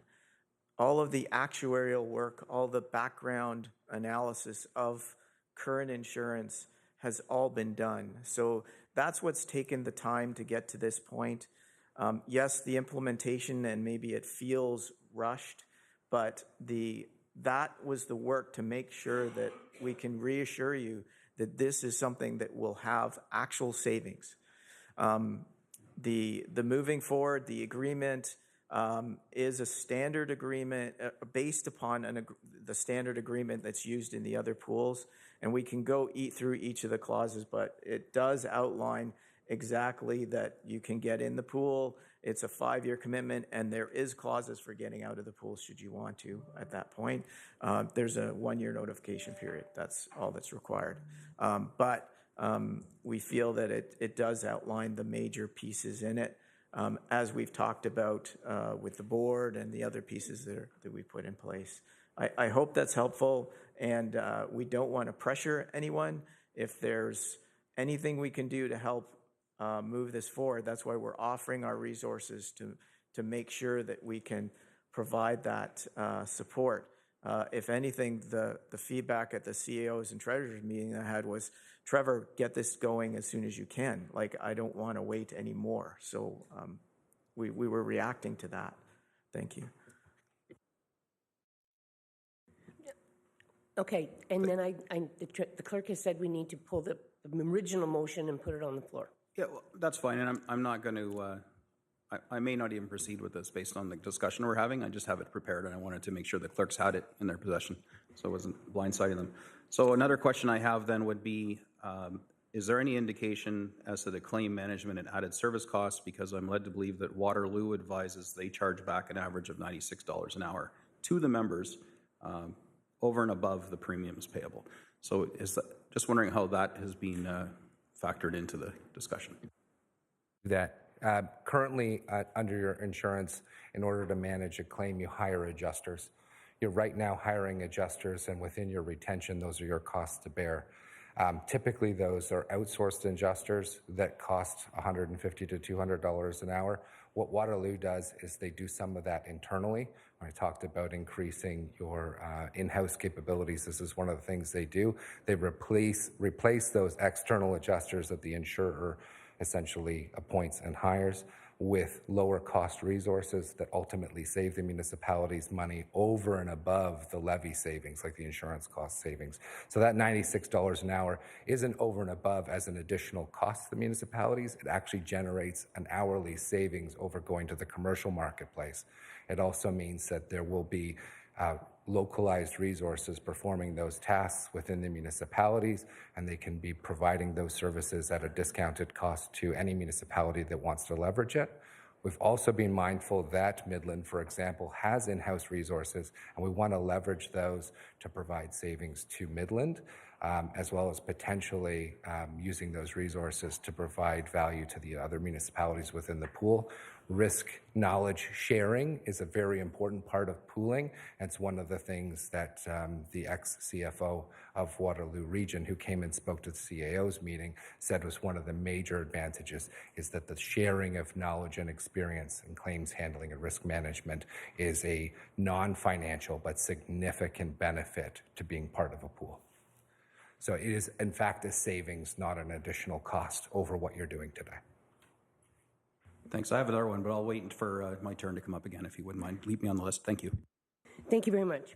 I need a mover and a seconder to put this on the floor, please. Moved by Councillor McClellan, second by Councillor Sandu, that item CCW 2024-307 dated November 26, 2024, regarding the municipal insurance pool startup be received, and that the warden and clerk be authorized to sign the form of subscription in the municipalities in the county of Simcoe's subscribers agreement substantially in the form attached, and that the general manager of corporate performance or the treasurer or the appropriate designee assigned by the general manager corporate performance be authorized to represent the county of Simcoe on the municipal insurance pool advisory board, and that the financial support for the startup of the municipal insurance pool as outlined in this item be approved, and that the county clerk circulate this report to all member municipalities and the city of Orillia for information.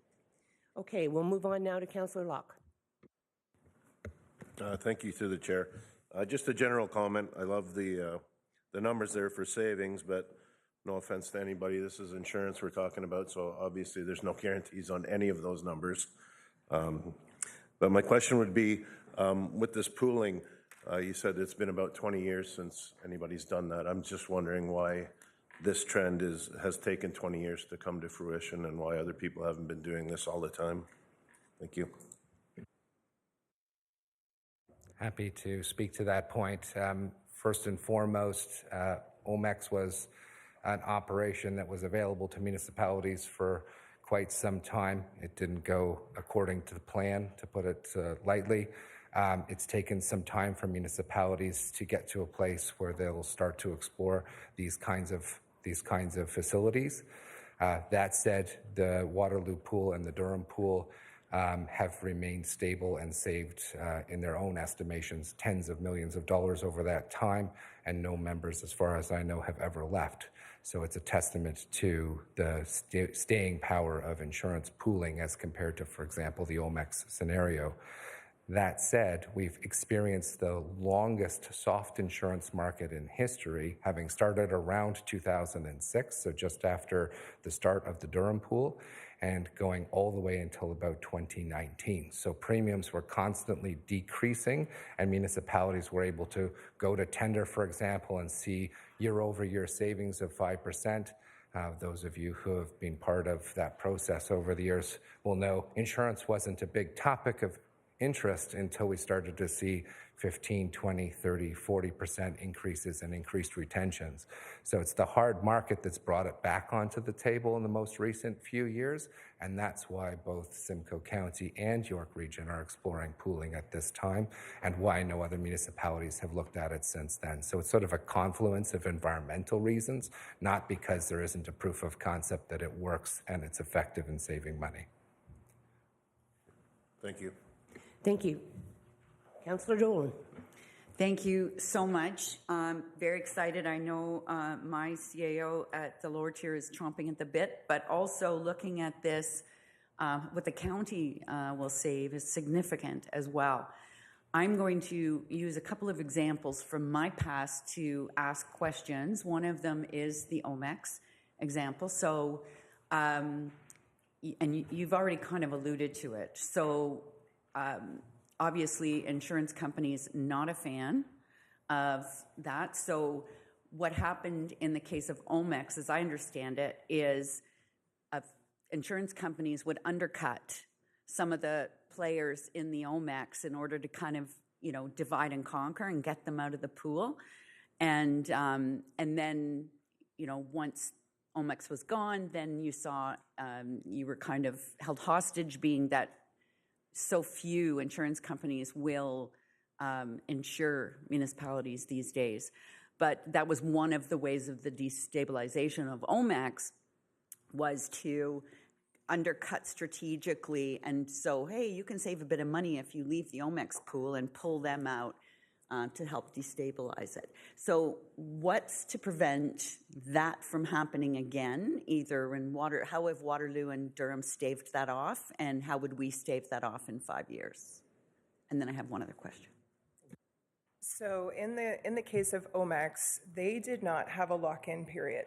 So that was the primary reason it fell apart, because subscribers in OMEX were able to go to market every year and get that competitive quote, and then OMEX was forced to then compete with that quote, therefore not funding to what the level they should have, which destabilized the whole thing, and it got into a cycle of retro assessments, and it all fell apart ultimately. So by having a 5-year lock-in period, that does provide that stability that is so needed in order to support a pool like this, so that there is no competition each year.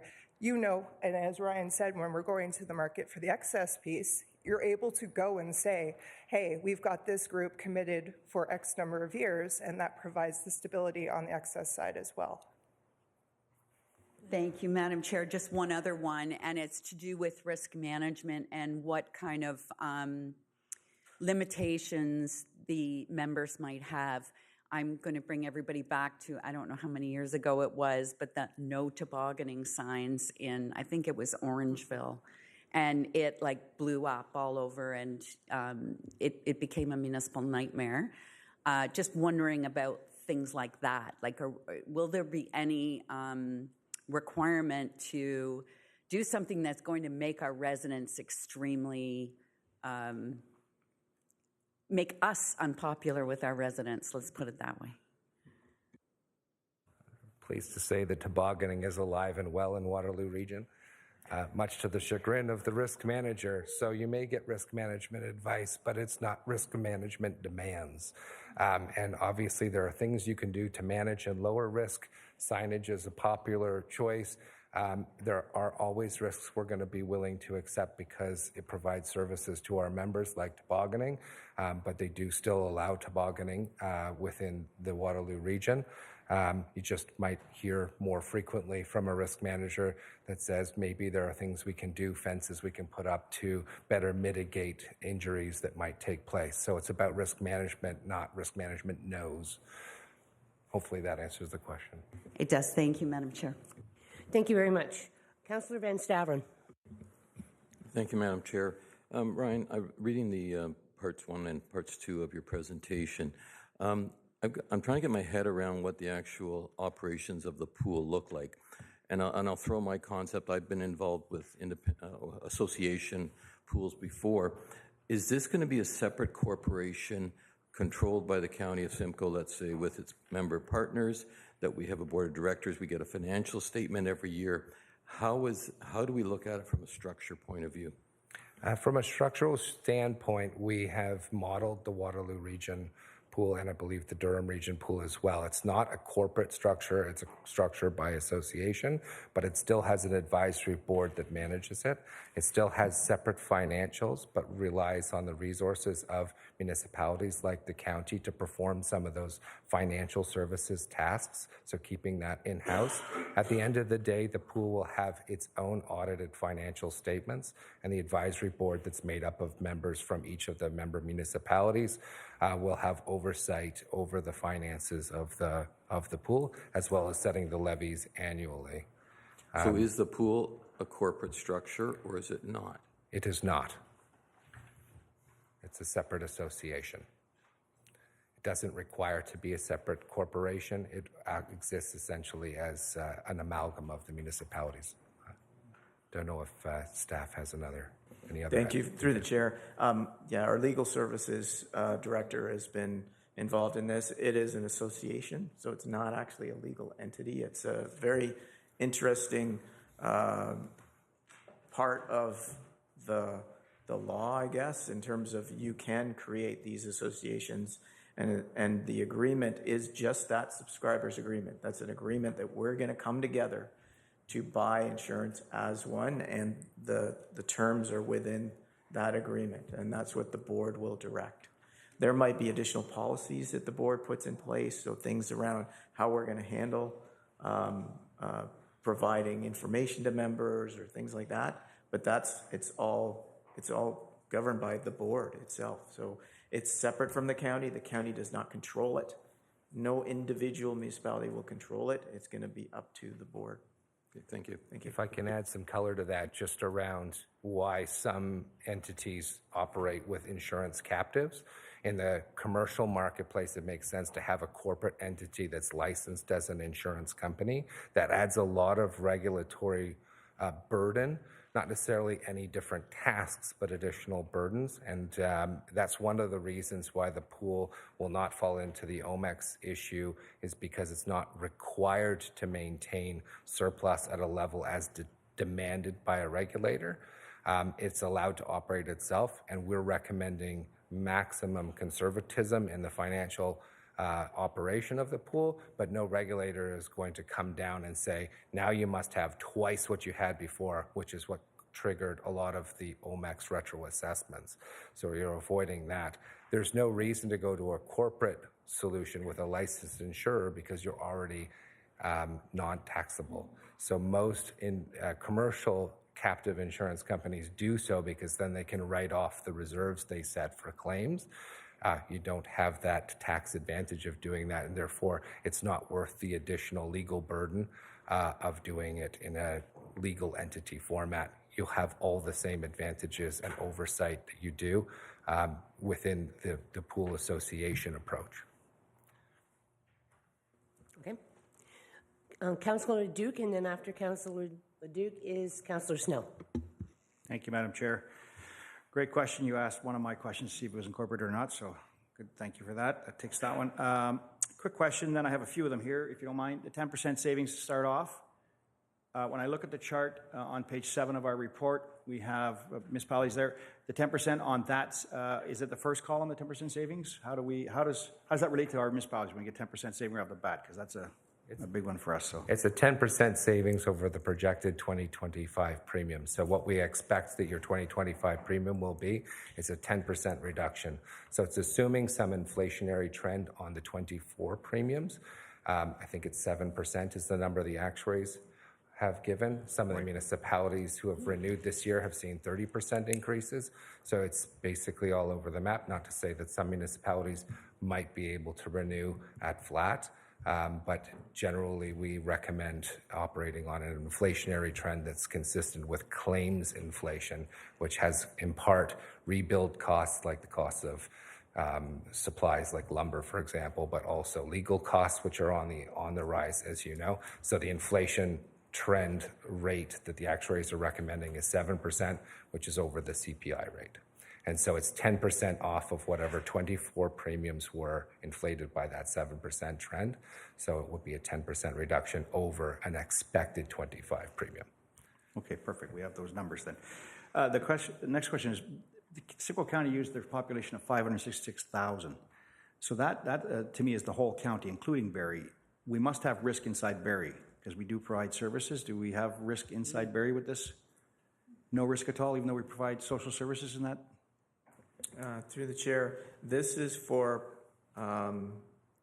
property, liability, and vehicles. The extent to which we have property within the city of Barrie, we have coverage, and they're all covered, but it doesn't cover risks related to the city of Barrie itself, if it's their facilities or et cetera. It's only related to the facilities that we have, that we're providing service in. And that is already insured. It's specifically the liability component, the slip and fall on county property that's being considered with the population number. Properties are rated on a basis of their actual values. So if they exist in Barrie, it's irrelevant. It's more how much does that property cost from a property standpoint, and somebody slipping and falling inside that building is captured by population. So okay. So the sidewalk out front of that building is not our responsibility, it's Barrie's, and we would not be subject to that. That said, that person could fall down, and it doesn't mean that somebody might decide to sue the county, and so it's being considered as well. Okay. And then my last question, and I'm 100% in favor of this. I really appreciate what staff have done, and thank you very much for bringing this forward, because this is something that I've been looking forward to. Pooled insurance is out there, and it's a great savings for all of us, and I think it's a big one. I would question on the Schedule 1, Section 3.3. You have how we identify the subscribers, how you pick the subscribers. My question is, in D, Section D, I think it is, sorry, I'm scrolling up to it right now. Yeah, D, it says an employee of the subscriber, preferably with a background relevant to operation. An employer, so an employee. I would like to see that say that a resident of your community, I mean, we had a member on our council last term that was an actual board member of an insurance corporation, whatever. So there are potentially other members out there that would bring better value to this advisory board. It is a board. So I'd like to see that changed so that it says, either a resident, council, employee, whatever, like more choice to that, because you've limited it down to saying it must be 18 years old, sound mind, not a person with a status of bankruptcy, and then you say is an employee. So you've rated it down to just an employee, and I'd like to open that up a little bit to make sure that that the subscriber, being the municipality, can select who they want on that advisory board. Absolutely. Trevor, do you mind if I think the intent there was to make sure that the inaugural board was a staff member of the municipality, ideally somebody with a legal, insurance, risk management, finance background. But the intent was to create that inaugural board to get things started.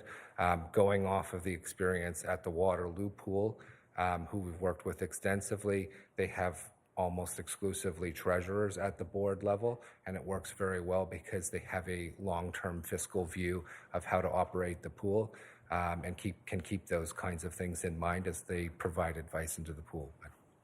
Trevor. Through the chair. Yeah, the anticipation was that it would be a member of staff because this is a cost to your municipality, and it would be somebody that's used to managing costs for the municipality.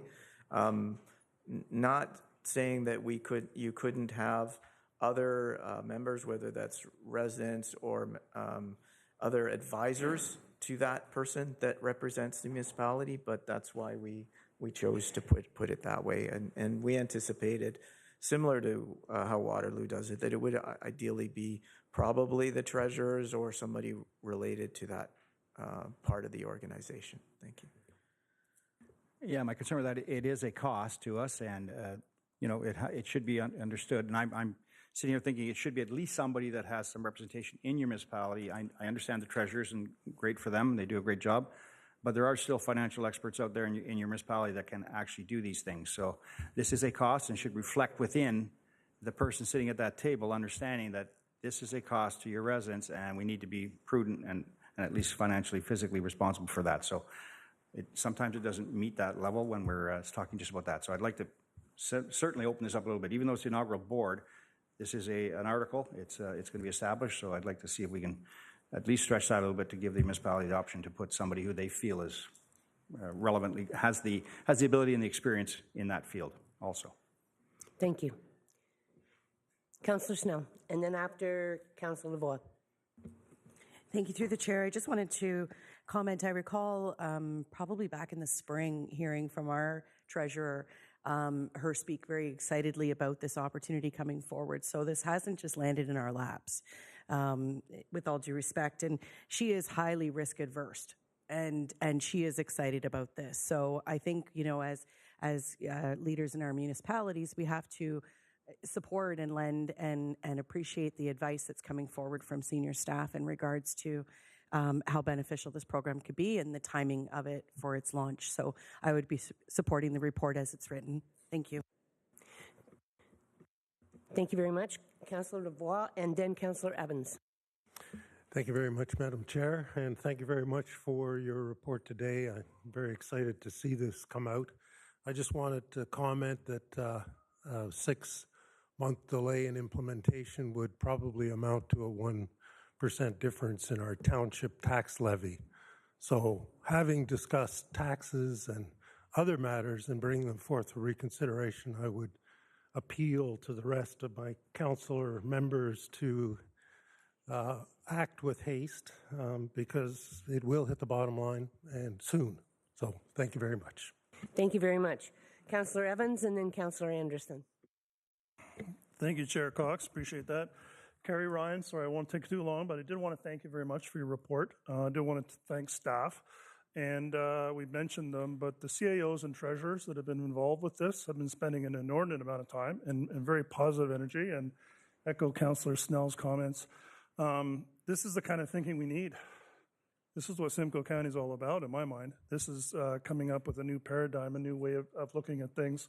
And it doesn't have to be earth-shattering or brand new, like you mentioned, that, you know, it's being used in 2 other regions already, and but adapting it to North Simcoe. And I applaud you for that, thinking out of the box. And I'm really, to me, this is a no-brainer. I hear the comments about potential we're moving too fast, and we might have some penalties. When I look at your last year, when you have on the slide of the 5 years, you've got 25% in there. And essentially, when I look at the slides here, we're getting, 5 years coverage for 4 years pay, basically, based on what we currently have. Time's of the essence to move forward in this as fast as possible. My question, though, quickly is, you've had experience with the 2 other regions. In terms of the budgeting, I know that you're accruing, there's 3 different contribution accruals that you have, the 10%, the 9.2, and I believe there was 1.5 million. I don't have the presentation in front of me.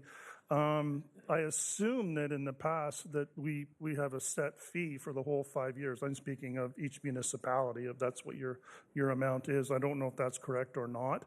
And then how did other regions handle, you've theoretically have a 25% benefit in your year 5.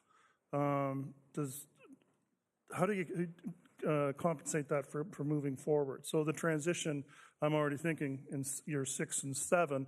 How is that handled on a municipal level?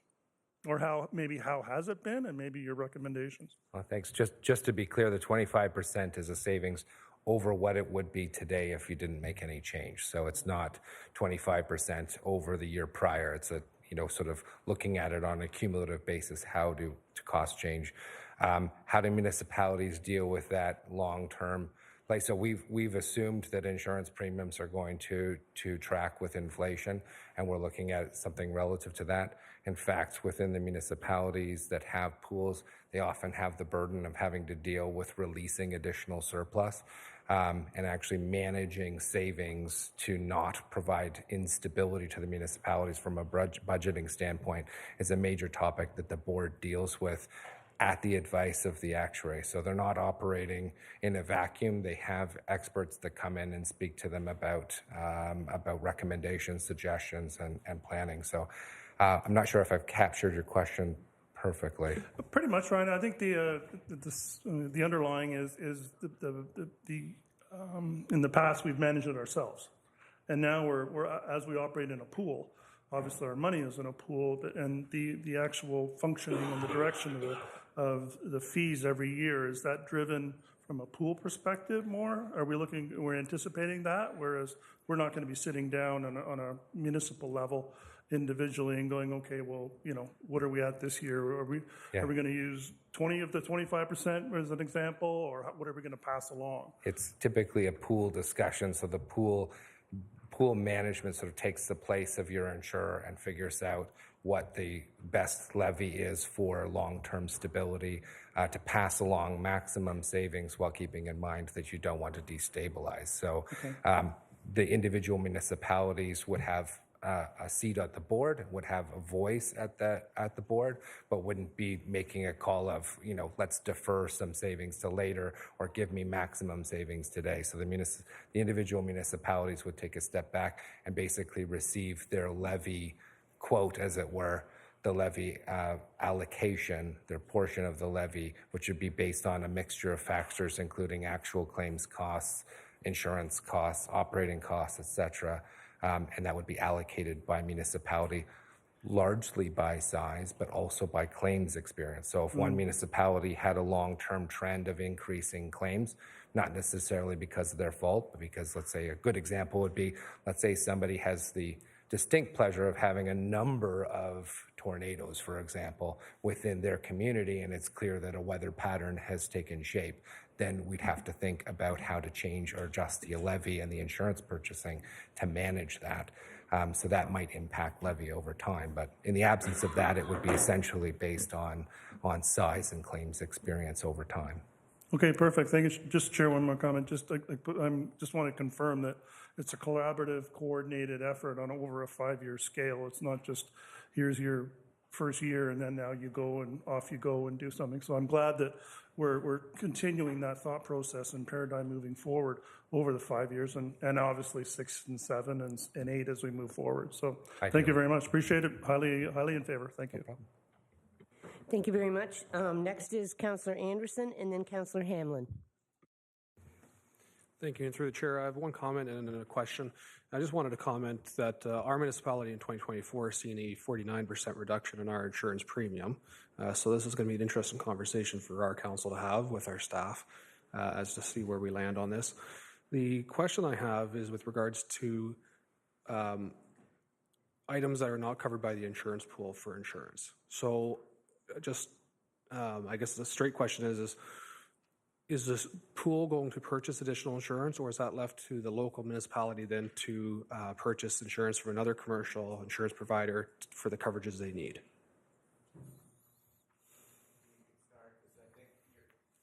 Sorry, through the chair. I think you're getting at probably cyber insurance would be one of the major ones. Is there anything else, Councillor, in particular that you're wondering about? Well, that was one, but I was just looking if the municipality is going to, I guess the question is if the municipality is going to work outside of the pool to purchase extra insurance, now that they're not bundling a package together with a commercial insurance policy, will the premiums increase on those extras? Okay, sure. I think Ryan can take that. Great question. As an insurance broker, I can tell you, unless the carrier is the same carrier, then there's no bundling going on. And typically, cyber insurers for municipalities are CFC, Coalition, AIG. I'm trying to think who else they are. None of which, except for historically AIG, are providing any of the other coverages. So you should still be able to go to the same broker and get the same price as you do today, even after the pool has started. And if you find that the insurance brokers are saying because it's not bundled, then the pool can put together a group purchasing program for cyber insurance to manage that. But it hasn't been considered in the pool because it's not a ubiquitous risk. Not all municipalities carry it, so we've kept it separately. But my understanding, having dealt with this before, is purchasing cyber separately would not come at an additional cost because you weren't bundling it. I'm sure your broker would love if it was bundled, but it's not part and parcel. So the insurer will likely still be able to provide you the same coverage at the same cost. And if they can't, then the pool will be able to put something in place to do that for you. Yeah, GM Wilcox. Thank you very much for that. And I would just just like to add that we've had these requests from some of your CAOs about, especially cyber, and encouraging me to put that in place for this launch. I'd like to walk before I run, so I kind of want to put this in place, but that is definitely an opportunity that we will look at. If we can bundle anything else or provide a group buying opportunity, this definitely is going to facilitate this a lot better than anything we've had in place before to do that. And it doesn't surprise me that you're getting an extremely low quote or change in your insurance. The providers right now feel extremely threatened by this and understand that this could mean substantial change. Thank you. Okay. Cyberfront, just speaking to how pools sometimes manage cyber risk. For example, the Waterloo pool back in 2021, when cyber insurance costs spiked by 300%, and in fact, that's when some municipalities weren't able to purchase it even though they wanted to. In response to that, the pool, which had significant surplus in resources, leveraged those resources to provide self-insurance and purchase the incident response services outside of insurance and provide the financial backstop within the excess funds that the pool already had it on hand. So by creating the pool, we'll also be creating opportunities to innovate around insurance and risk management coverages down the road, including things like cyber. Okay, thank you. Hamlin, sorry, and then Councillor Burkett. Thank you, Madam Chair. With the escalating costs we've all faced for insurance premiums over the last number of years, this is a very welcome initiative, and I thank staff for all their hard work in bringing this forward to us. If the cost savings are even close to what's outlined in the report, this is obviously a win-win for all of us. My question is that all partnership agreements are, the most successful partnership agreements have very complex provisions about what happens if it doesn't work out. And so I'm just wondering if you have turned your mind to that, and whether it's at the end of 5 years for reasons we can't see yet. Everyone says, I don't think this works, or there's only 2 left, or who knows, the province says, we don't like Simcoe County, it's gone. I'm just wondering what the process would be and how the costs would be covered and how the funds accumulated would be dispersed. Thank you. The agreement does contemplate an orderly wind-up if need be. It also contemplates municipalities disbanding or being merged with one another, so all those scenarios are taken into account. The funding of the pool, the levy assessments are done actuarially to try and capture all the losses that will happen, not just today, but as those claims tend to progress as well. So with the additional surplus that's being contemplated, it should have more than enough funds to run off over time, and contemplates that at the end of the life of all of those claims, then whatever equity has been built up, or surplus, so pure surplus over and above the claims needs, would then be distributed back to the municipalities based on the percentage of the levies which they paid in. So it'd be sent back out. So if a municipality had to leave, it's contemplated in the agreement, and that equity would then be returned to the municipality if they chose to leave. But it also contemplates a complete wind-up of the agreement by essentially orderly submitting forms to wind it up. That's great. Thank you. Thank you very much. Councillor Burkett, then Councillor Measures, then Councillor Gordon. Thank you, through Madam Chair. My question's been asked and answered. Thank you. Thank you very much. Councillor Measures. All right. Thank you very much, Madam Chair. Again, this is quite a good discussion and very timely for me and for us in Clearview Township. While we've been sitting here, I received the agenda for my meeting on Monday that our council will be having, and wouldn't you know it, our insurance is on there.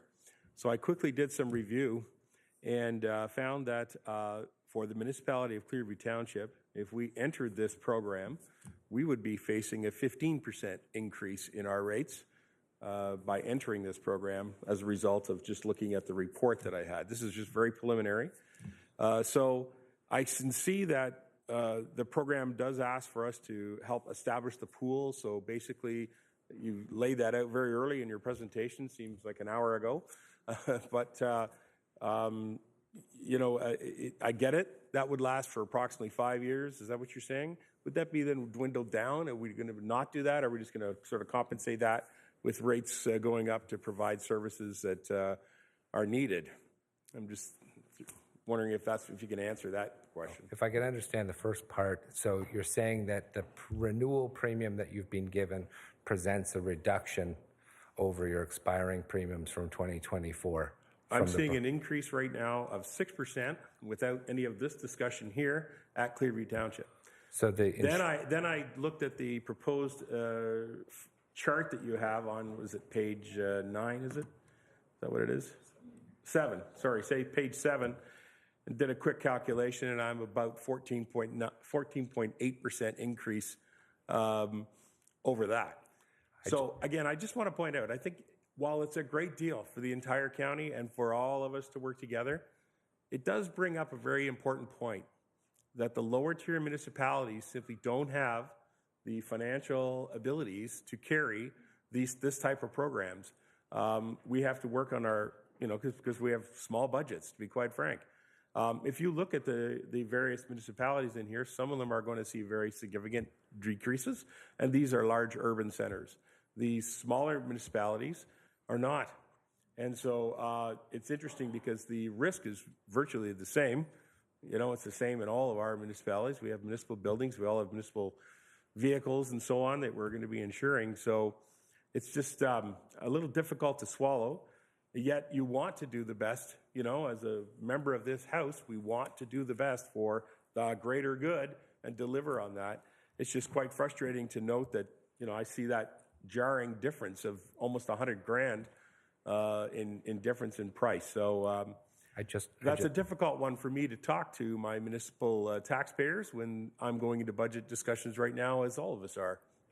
Your thoughts? Yes, absolutely. First of all, I just want to point out that the bulk of our actuarial work includes the costs underneath your municipal deductible, and I would guess that that's where the delta is coming from, is that in our charts they typically include what you're incurring and retaining as a municipality, not just the excess insurance costs. So I would love to take it offline and look at the numbers, because it contemplated a 7% increase for 2025. It sounds like we were awfully close because you got 6%.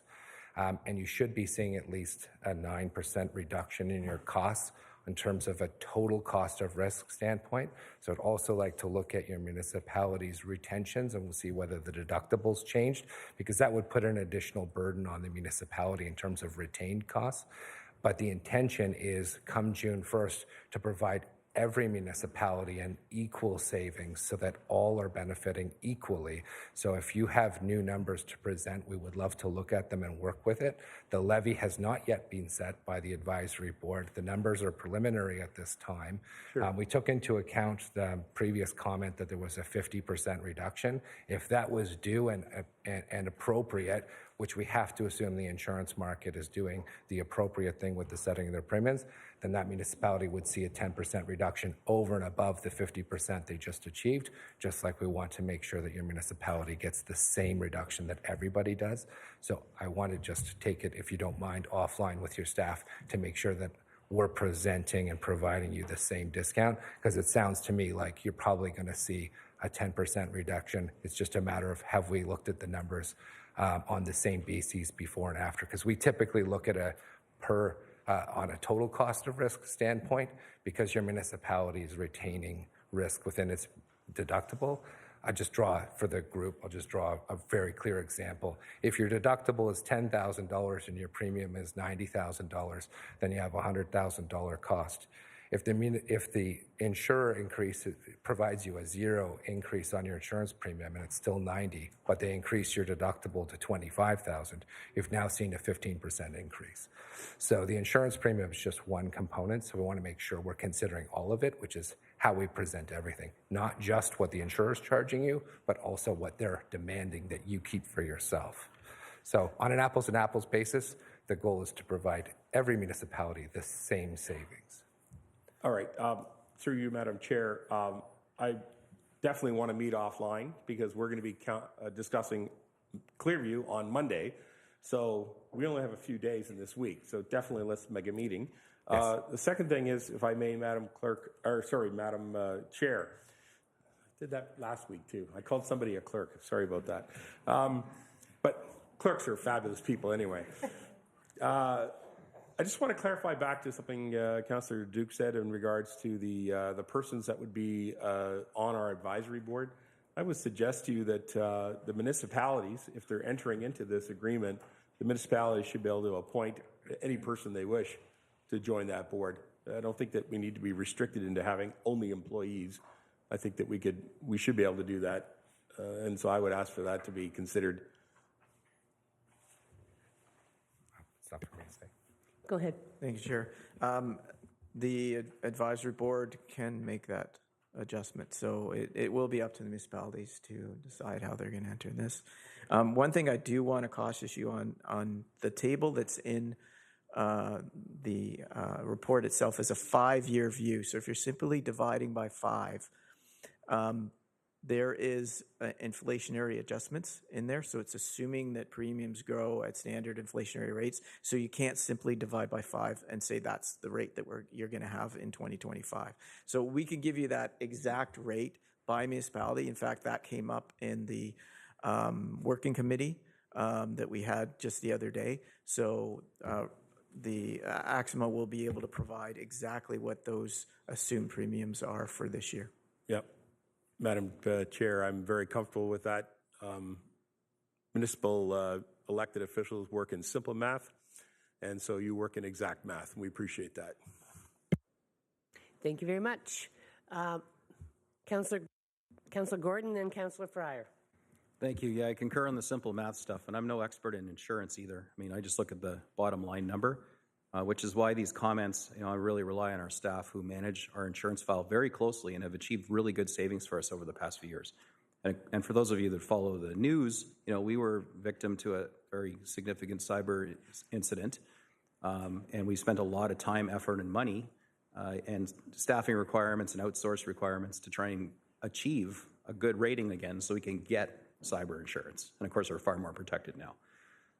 But those are things that seem to be missing from the pool, and I appreciate my colleague bringing that up. Transit, and environmental, and marine are 3 other big ones for us. I mean, not every municipality here has marinas, and they don't have transit systems, but we do. So this is why my suggestion was that we might need a bit more time to make the jump on board or not on board decision. But I'm not hearing really any appetite here, so consequently, I won't be floating that amendment. I'm not here to waste anyone's time. But I would like to see comments are including, and I have to read these, I'm sorry, because I'm not the insurance expert guy. Thank God for staff who don't know what they're talking about. The CGL, the 3 big policies, CGL, property and vehicle, and of course they're missing cyber, transit, environmental, marine in our world. Our current CGL coverage, general liability coverage, also provides facility user insurance programs. And this will be eliminated, if we join the pool, and then we'd have to seek insurance through a third-party provider like Instant Risk or something. I'm assuming you guys know what I'm talking about. And so these premiums are in excess of what the current facility insurance offers and would have to be transferred on to our ratepayers as increased costs. So I too have the concern that, if we leave this sort of group buying mentality that we currently enjoy with municipal insurers, that they're going to say, well, good on you for leaving and enjoying the savings, but now we're going to jam you with really increased premiums on things that your pool doesn't offer. Unless you come back. This feels like I'm negotiating a cell phone renewal, or a cable TV package. So I'm not, again, I support this, and I'm not going to put up a motion to try and, throw the anchor out and slow this down a bit. But I really think that the pool managers, and as you move forward, we need to look as quickly as possible into bringing in all the other insured risks that municipalities a wide range of municipalities, urbans and rurals, have that aren't encapsulated in the initial pool. Thank you very much. Councillor Fryer? Thank you, Chair Cox. And just through you to General Manager Wilcox. Regarding the 2025 budget, I'm going to ask, I'm assuming you went conservative and just didn't incorporate anything because of the uncertainty of, and we've had a lot of discussion, there was no guarantees it was going forward, but just get confirmation if you treated it in any way in regards to possibilities for 2025. Thank you, through the chair. We did anticipate some. So we budgeted a 0% increase in insurance rates. So we didn't anticipate dropping it. We just anticipated it being able to maintain it flat because we felt either our insurer would be very competitive and come back with us and give us a 0%, or at least we would have that kind of saving achieved through the pool. So we will have a little bit of, hopefully better than that. Thank you. Thank you very much. Councillor Dolan. Thank you, Madam Chair. Move to call the vote. I just want to thank everyone. We've had a wonderful discussion, and all in favor? And it looks unanimous? Almost. Thank you. Those opposed? It was unanimous. I also wanted to thank staff for this working so hard and this report. And Councillor Dolan was saying to me, I never get reports like this that have so much depth and we have to have so many questions. It's usually the waste ones that get it. And with the fact that I'm leaving as chair, thank you very much for that. Okay, we're moving on now to 27.1 Joint Accessibility Advisory Committee report. A mover and a seconder, please. Moved by Councillor Crabell, second by Councillor McDonald. Recommendation that the recommendations contained within the Joint Accessibility Advisory Committee report dated November the 5th, 2024 be approved with the exception of the Township of Springwater and the Town of Midland recommendations. Questions or concerns? Seeing none, all in favor? Thank you very much. Thank you, Chair Cox. That took a little longer than I anticipated. I apologize for that. I do have... I do have 5 quick motions I'd like to wrap up, and then we will take a 15-minute break before the election of the chairs, if everybody's okay. Councillor Snell, yes? Thank you, Warden. I just wanted a question. I thought perhaps under the recommendations in the last matter that we were just speaking about, there would be an opportunity to bring something up as a consideration for staff. Oh, under performance management? Yes. I'm sorry, I didn't see your hand. Is that okay? Sorry, we just jumped past the other matters for consideration and went right into joint accessibility. Okay, other matters for consideration? Councillor Snell. Thank you, Chair Cox. Just given the great conversation that we had and the savings that were found in regards to pooling and collaborating on insurance, I'm just wondering if staff is looking at the opportunity to explore that for vehicles, which is obviously a significant expense for our municipalities, as well as perhaps with the OPP in negotiating, given that 16 of us, I believe, out of the 18 use their services, or 15 out of the 18 use their services. Just curious if that was up for consideration. I believe we do have one GM for Wilcox, yeah. Do you want to speak to that, please? Sorry, I'm just to be clear. Sorry, your question is about insurance or something? Oh, purchasing of vehicles, combining together. We do have our procurement group that works with all of your municipalities. So we do look at purchasing together when we can. Can there be more? Potentially, yes. So we would be happy to try and dig into that a little bit more if we could. But at this time, we just do it where there's interest. So if we happen to have similar requirements at the same time, the procurement teams work together and they can buy together. We haven't created a specific buying, representation for all municipalities, but is that something that you're looking at? No, thank you for the clarification. I didn't realize that there was already collaboration, especially around vehicles, which is obviously a high-ticketed item in all of our budgets. In regards to the OPP piece, maybe this is perhaps an offline conversation, but does do staff consider any benefit at all in terms of working through those negotiation of those rates and whatnot with the OPP on behalf of the municipalities that are a part of Simcoe County versus each of us going alone with them to negotiate that? Through the chair, I think the clerk can answer that one. Through Did you, we not have Madam a Chair. motion? Yeah, earlier in this meeting, there was the request to sort of look at the feasibility of sort of a county police force, and that was referred to staff for a report back. So I would say probably in that report back, those matters will be contemplated. Different models of what sort of a county police force means, I think, are up for discussion, and staff will try our best to bring that back in that report that's been directed by council. If that's it, then I will look for a motion of the Committee of Whole Rise and report and resume sitting at County Council at 11:40. Moved by Councillor Measures, second by Councillor Fowler. All in favor? That is carried. Okay, 4 more. Councillor Cox, if you could wrap up, please.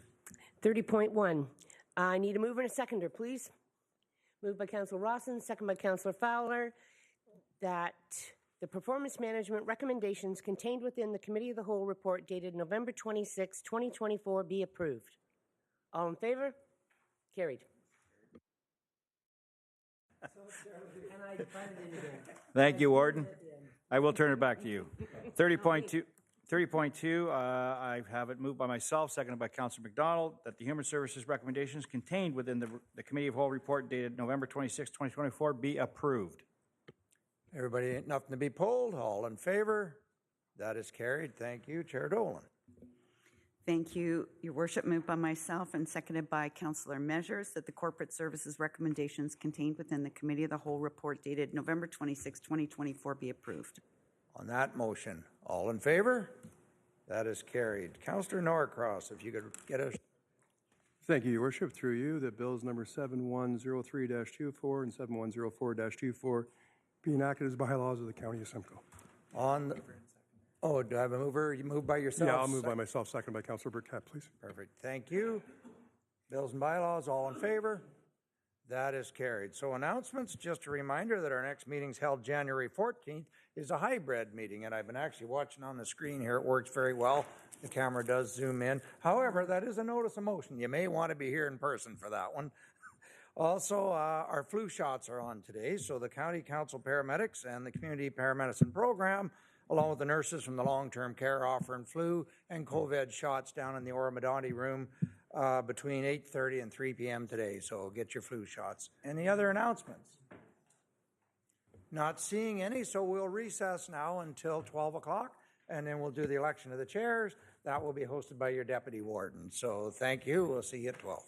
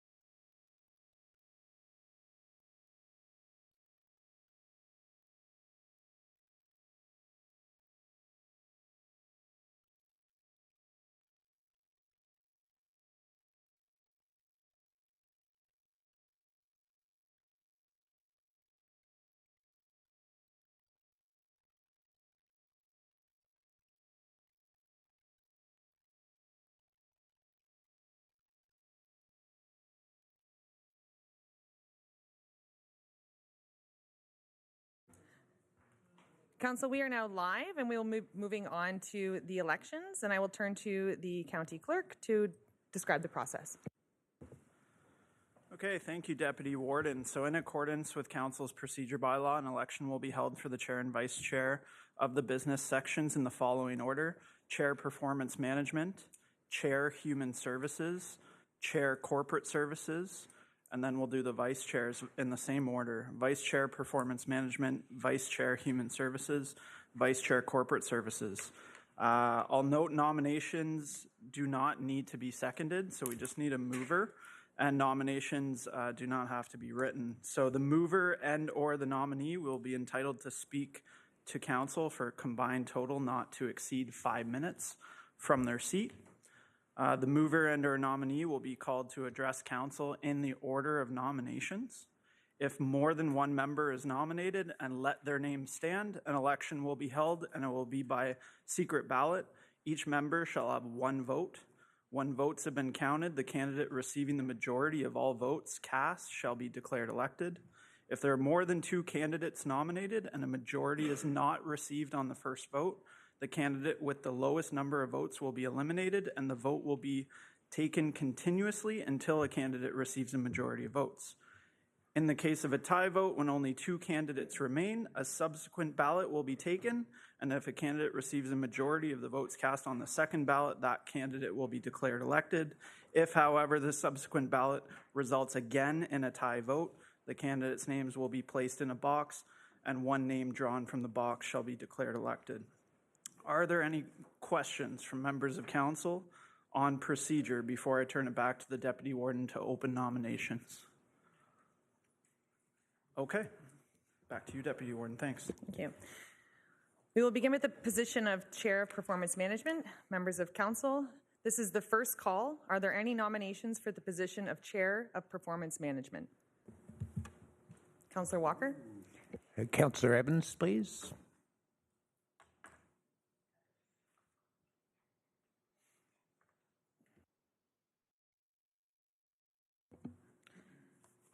This is the second call. Are there any further nominations for the position of Chair of Performance Management?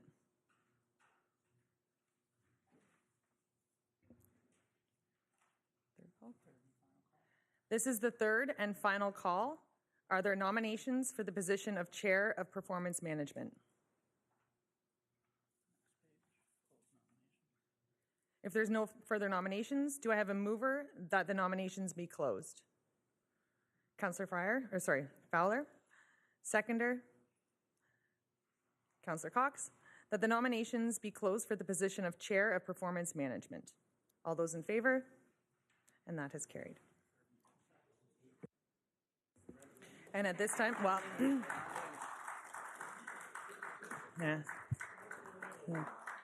don't clap yet. We haven't confirmed if he accepts the position. So, Councillor Evans, you have been nominated for the Chair of Performance Management. Do you wish to accept the nomination or decline? I would be honored to accept, Deputy Warden. Thank you. Thank you. Now you can clap.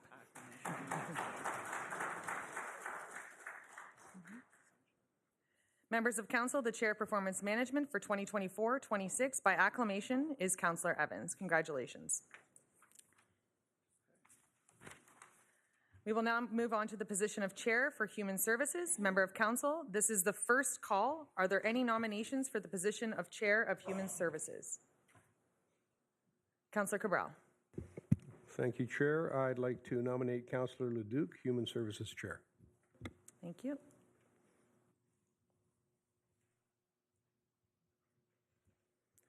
This is the second call. Are there any further nominations for the position of Chair of Human Services? Councillor Fryer. I'd like to nominate Councillor Measures. This is the third and final call. Are there any nominations for the position of Chair of Human Services?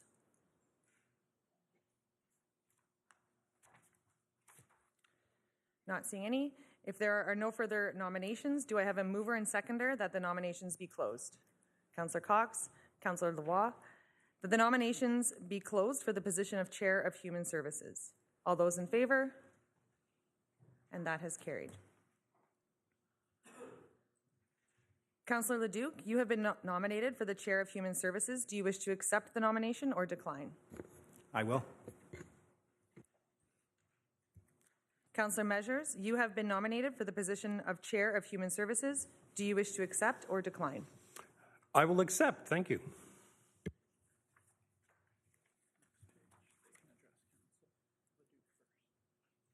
Nominees, this is our time to address council. I will turn to Councillor Leduc first.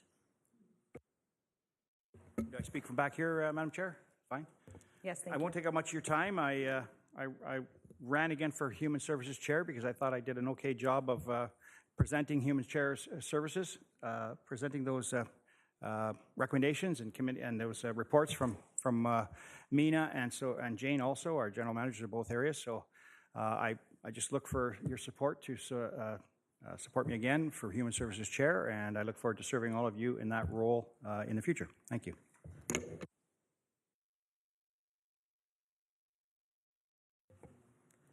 There is some time remaining if the nominator wishes to speak as well.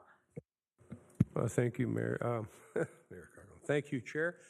Just to say, much along the same lines, having been here for the past 2 years and watching Councillor Leduc execute his duties as Chair of Human Services, I've found him to be very professional, very thorough, and that's why I was happy to nominate him for a second term. Thank you. Thank you. Councillor Measures, you have accepted the nomination. Would you or your mover please address council? Thank you very much, Deputy Warden, and thank you to my nominator. It's indeed a pleasure, as you all know, to sit in this House and serve the great residents across all of our beautiful townships and towns. And our county continues to thrive and grow. And I would suggest to you that the leadership of this county, both in the elected chairs, all of us sitting here, as well as all of the staff, have contributed to that great growth and contributed to that stability that we have across our whole county. And so that stability, I think, is really important. I think that our challenges facing us forward are going to be continuing to work with the province of Ontario, to work with our lower tier municipalities and their staff as we bring forward issues such as we had this great discussion today about insurance. But I think that the concern that I have is actually for the residents and the demand and need for the services that are coming from Human Services. Our paramedic services continue to be an essential service, and their partnerships with fire and police across our whole area continue to be the thing that keeps our citizens healthy and supports them in their time of need. But our long-term care facilities, of course, are also primary of interest to all of us. As you know, the investments that we've made over time and we continue to make are going to continue to serve us.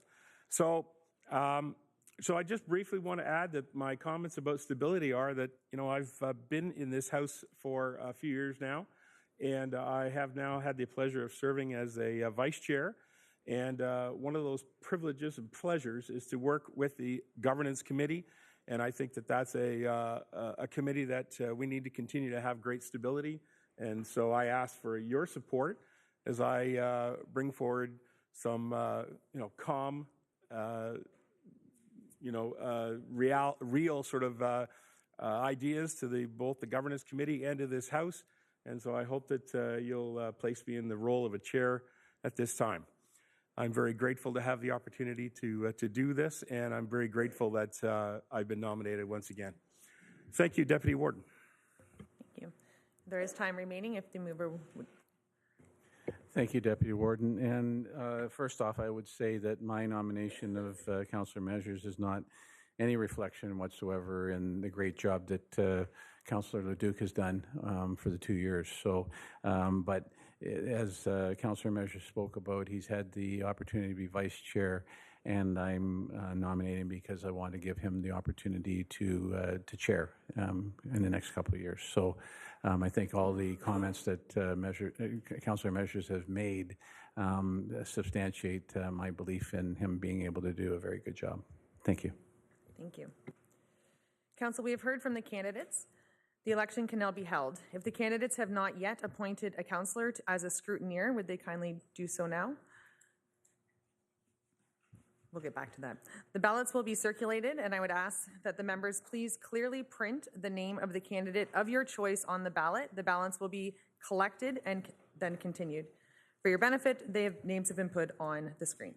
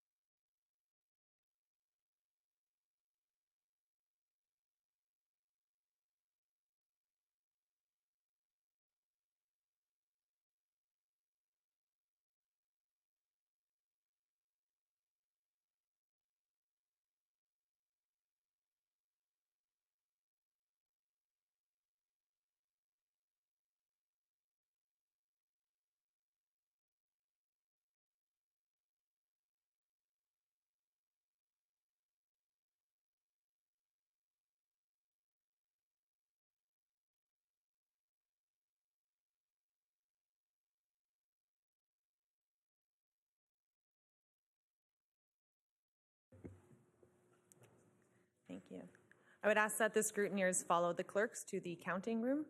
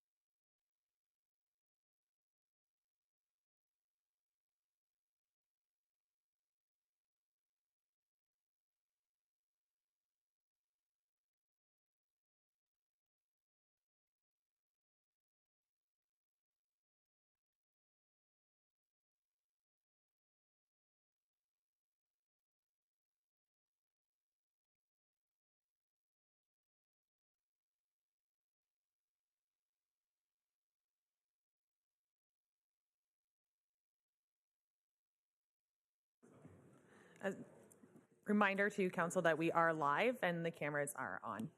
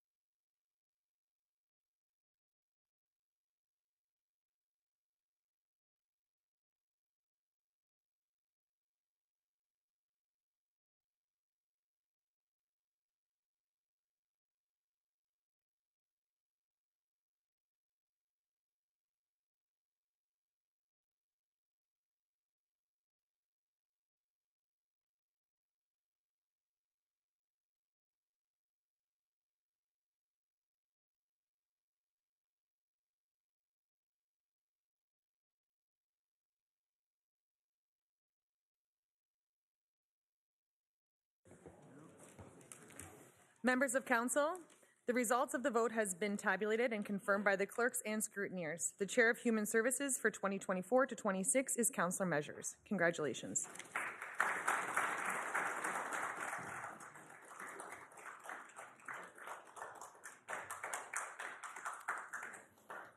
We will now move on to the position of Chair of Corporate Services. Members of council, this is the first call. Are there any nominations for the position of Chair of Corporate Services? Councillor Norcross? Thank you. I'd like to nominate current Chair and Councillor Dolan, please. This is the second call. Are there any further nominations for the position of Chair of Corporate Services?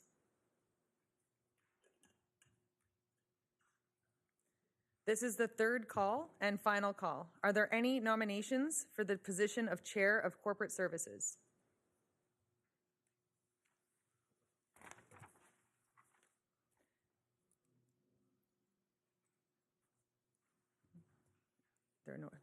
If there are no further nominations, do I have a mover that nominations be closed? Councillor Norcross and Councillor Smith. That nominations be closed for the position of Chair of Corporate Services. All those in favor? And that has carried.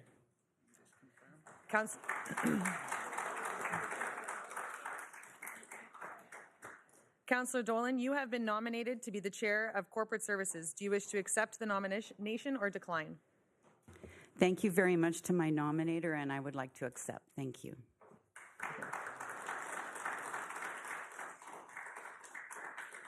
Members of Council, the Chair of Corporate Services for 2024-26 by acclamation is Councillor Dolan. Congratulations.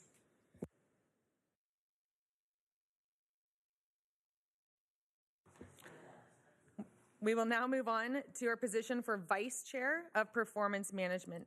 Members of Council, this will be the first call. Are there any nominations for the position of Vice Chair of Performance Management? Councillor McDonald. Thank you, Chair. I'd like to nominate Councillor Richard Norcross.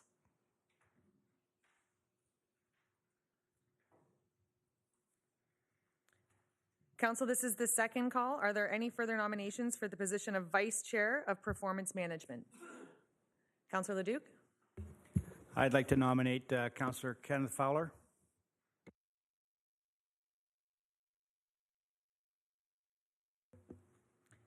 This is the third and final call. Are there any nominations for the position of Vice Chair of Performance Management?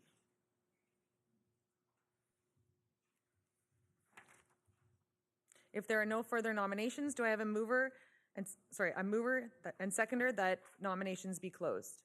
I have Councillor Miskimins and Councillor Walker, that the nominations be closed for the position of Vice Chair of Performance Management. All those in favor?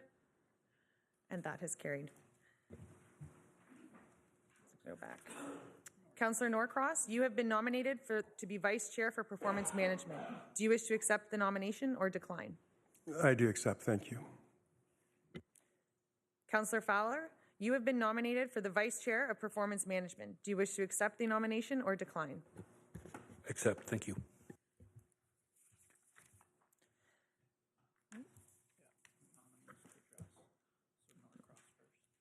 Councillor Norcross, you have accepted the nomination. You or your mover may now address Council. Thank you, Madam Chair.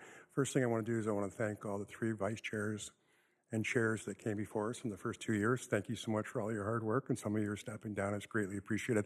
I know I'm eating into my time, but I think it's very valuable that I do this, and I give thanks where it deserves to be. I believe the Governance Committee is a great resource, and it reflects all areas of the county. I have been a vice chair and a chair, last term sitting up there, so I'm familiar with how it works. I do bring a unique perspective from the Southwest region, and more importantly, it's an opportunity for me to better understand the other municipalities and all the challenges that you are experiencing as we continue to grow together.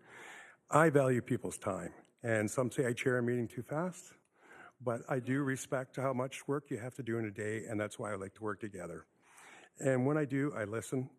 I believe in team. I'm always striving to build consensus. We have unprecedented employment. I'm also a strong member of the Lake Simcoe Regional Airport that is making leaps and jumps that's going forward. We have opportunities in housing, diversity, equity, employment. So I believe that fair and equal representation throughout the county where we can bring what we're doing, but more importantly, know what you're doing. We can work together and get that information to this House as quick as possible is what's going to put the maximum performance in this performance committee. Yeah, okay, I thought I'd throw that in. Madam Chair, thanks for the time. Thank you. Councillor McDonald, there is time remaining if you wish to address council. Thank you, Chair.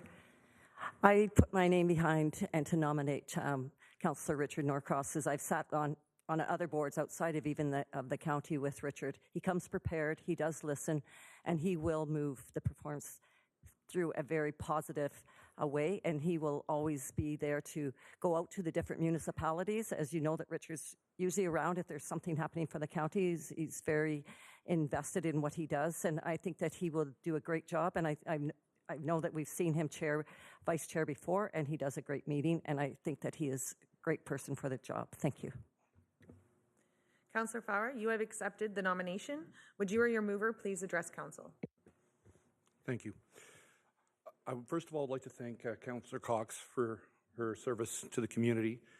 She has stepped down to make way, as is the natural progression of things. Councillor Evans has stepped up, and I would like to learn from him as he learned previously from Councillor Cox. As we move forward, we're evolving, we're growing, we're changing, we're rapidly expanding, and as Councillor Norcross has stated, the southern portion of South Simcoe is one of the fastest growing populations in the area. This being the case, when an opportunity presents itself to better the community, to work towards a greater goal than yourself, you take it. You take it with both hands and you learn as much as you can. And sitting as vice chair would allow me to do that. I would see those who have been there previously in action and learn from their wisdom and the things they have done in the past. I want to be a part of this. I want to be a part of the growth. I want to assist as much as possible. I want to be a part of the machine that makes everyone look at Simcoe County and say, this is a good place to be. This is a good place to live.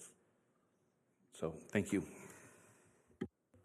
Thank you. And I can turn to your seconder. There is time remaining. Thank you, Madam Chair. I nominated Councillor Fowler for the reason to give the opportunity for others to be a part of the process, learn the governance structure of the Simcoe County, and Councillor Fowler always participates in a lot of the reports, so I thought he would be a great candidate to put his skills to use in the governance to learn from that. Thank you. Council, you have heard from the candidates, and the election can now be held. If the candidates have not yet appointed a councillor as scrutineer, would you kindly do so now? The ballots will be circulated, and I will ask the members, please clearly print the name of the candidate of your choice on the ballot when the ballots will be collected and counted.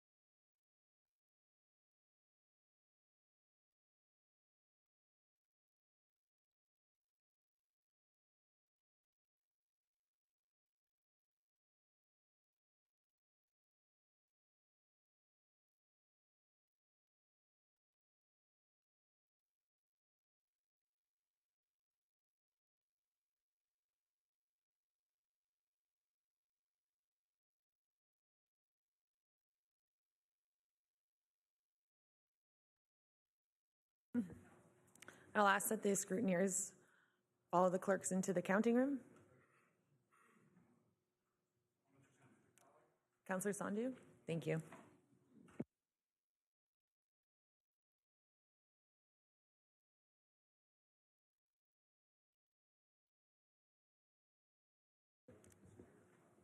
Councillor Flower, Councillor Leduc has gone to be the scrutineer. Just wanted to confirm that that is, you did say, perfect, thank you. Okay. Thank you.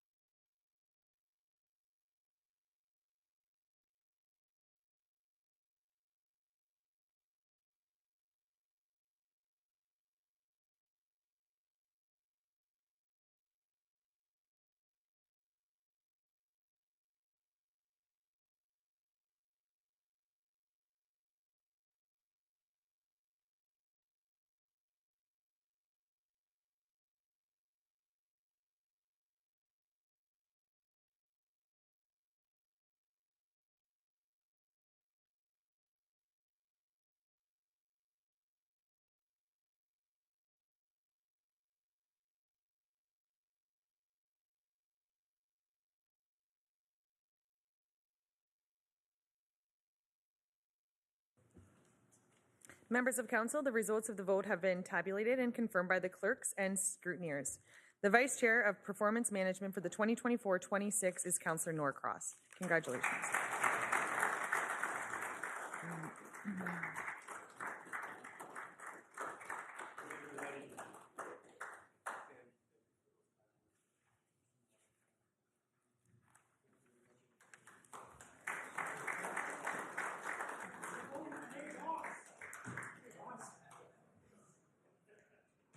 We will now move on to the position of Vice Chair for Human Services. Members of Council, this is the first call. Are there any nominations for the position of Vice Chair of Human Services?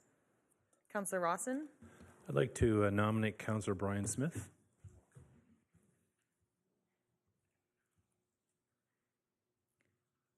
This is the second call. Are there any further nominations for the position of Vice Chair of Human Services?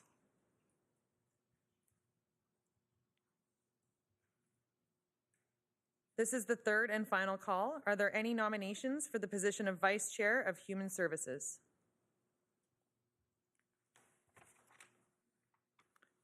If there are no further nominations, may I have a mover and seconder that nominations be closed, please? Councillors McDonald and Ben Stavrin. All those in favor?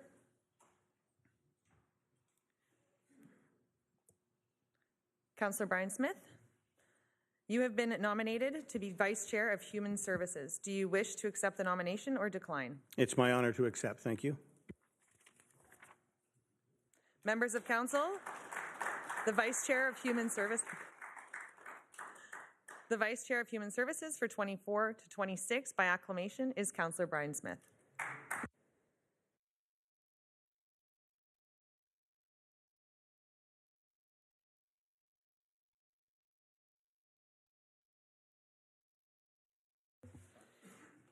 We'll move to the position of Vice Chair of Corporate Services. Members of Council, this is the first call. Are there any nominations for Vice Chair of Corporate Services?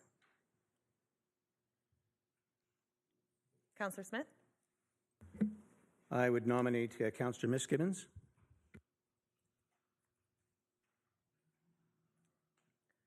This is the second call. Are there any further nominations for the position of Vice Chair of Corporate Services?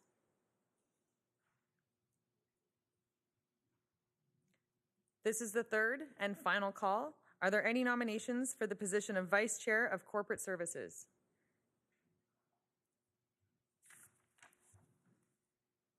If there are no further nominations, do I have a mover and seconder that nominations be closed? Councillor Prowse and Councillor Lavoie, that nominations be closed for the position of Vice Chair of Corporate Services. All those in favor?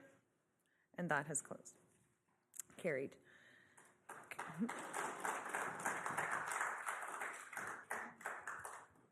Councillor Miskimins, you have been nominated to be the Vice Chair of Corporate Services. Do you wish to accept the nomination or decline? It is my absolute honor to accept. Thank you. And thank you to my nominee. Members of Council, the Vice Chair of Corporate Services for 2024-26 by acclamation is Councillor Miskimins. Congratulations.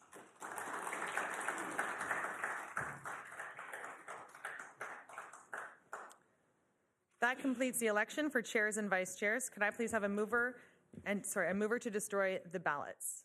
I have Councillor McClellan and Councillor Measures that the ballots for the business sections of chairs and vice chairs be destroyed. All those in favor? And that has carried. He wanted me to read that part. No, he wanted me. Oh, sorry. And I will turn it back to Warden Clark. I know you had said that I would read this, but the clerk is telling me that you're going to read this. So, you want? I'll keep going then. So, moved by Warden Clark and seconded by, I have Councillor Sandu, that the elections having been conducted, that the County Council hereby affirm the following: Chair of Performance Management, Councillor Evans; Chair of Human Services, Councillor Measures; Chair of Corporate Services, Councillor Dolan; Vice Chair of Performance Management, Councillor Norcross; Vice Chair of Human Services, Councillor Smith; and Vice Chair of Corporate Services, Councillor Miskimins. All those in favor? And that has carried. Congratulations to all the new business sections chairs and vice chairs, and thank you for our outgoing chairs and vice chairs. I will now turn it back to the warden. Okay, with that, yes, congratulations to all the chairs, and thank you very much for all the chairs that chose to step down and served over the last 2 years. So I'm looking for the confirmatory bylaw. Councillor Norcross. Thank you, Your Worship. Bill number 7105-24, be enacted as a bylaw of the County of Simcoe. Moved by Councillor Fowler, seconded by Councillor Leduc, please. Okay, all in favor? That is carried. So now I'd look for a motion that the November 26, 2024 meeting of County Council be adjourned at, I have 12:37. Moved by Councillor McDonald, second by Councillor McKellen. All in favor? That is carried. Have a wonderful holiday season and a Merry Christmas, everyone.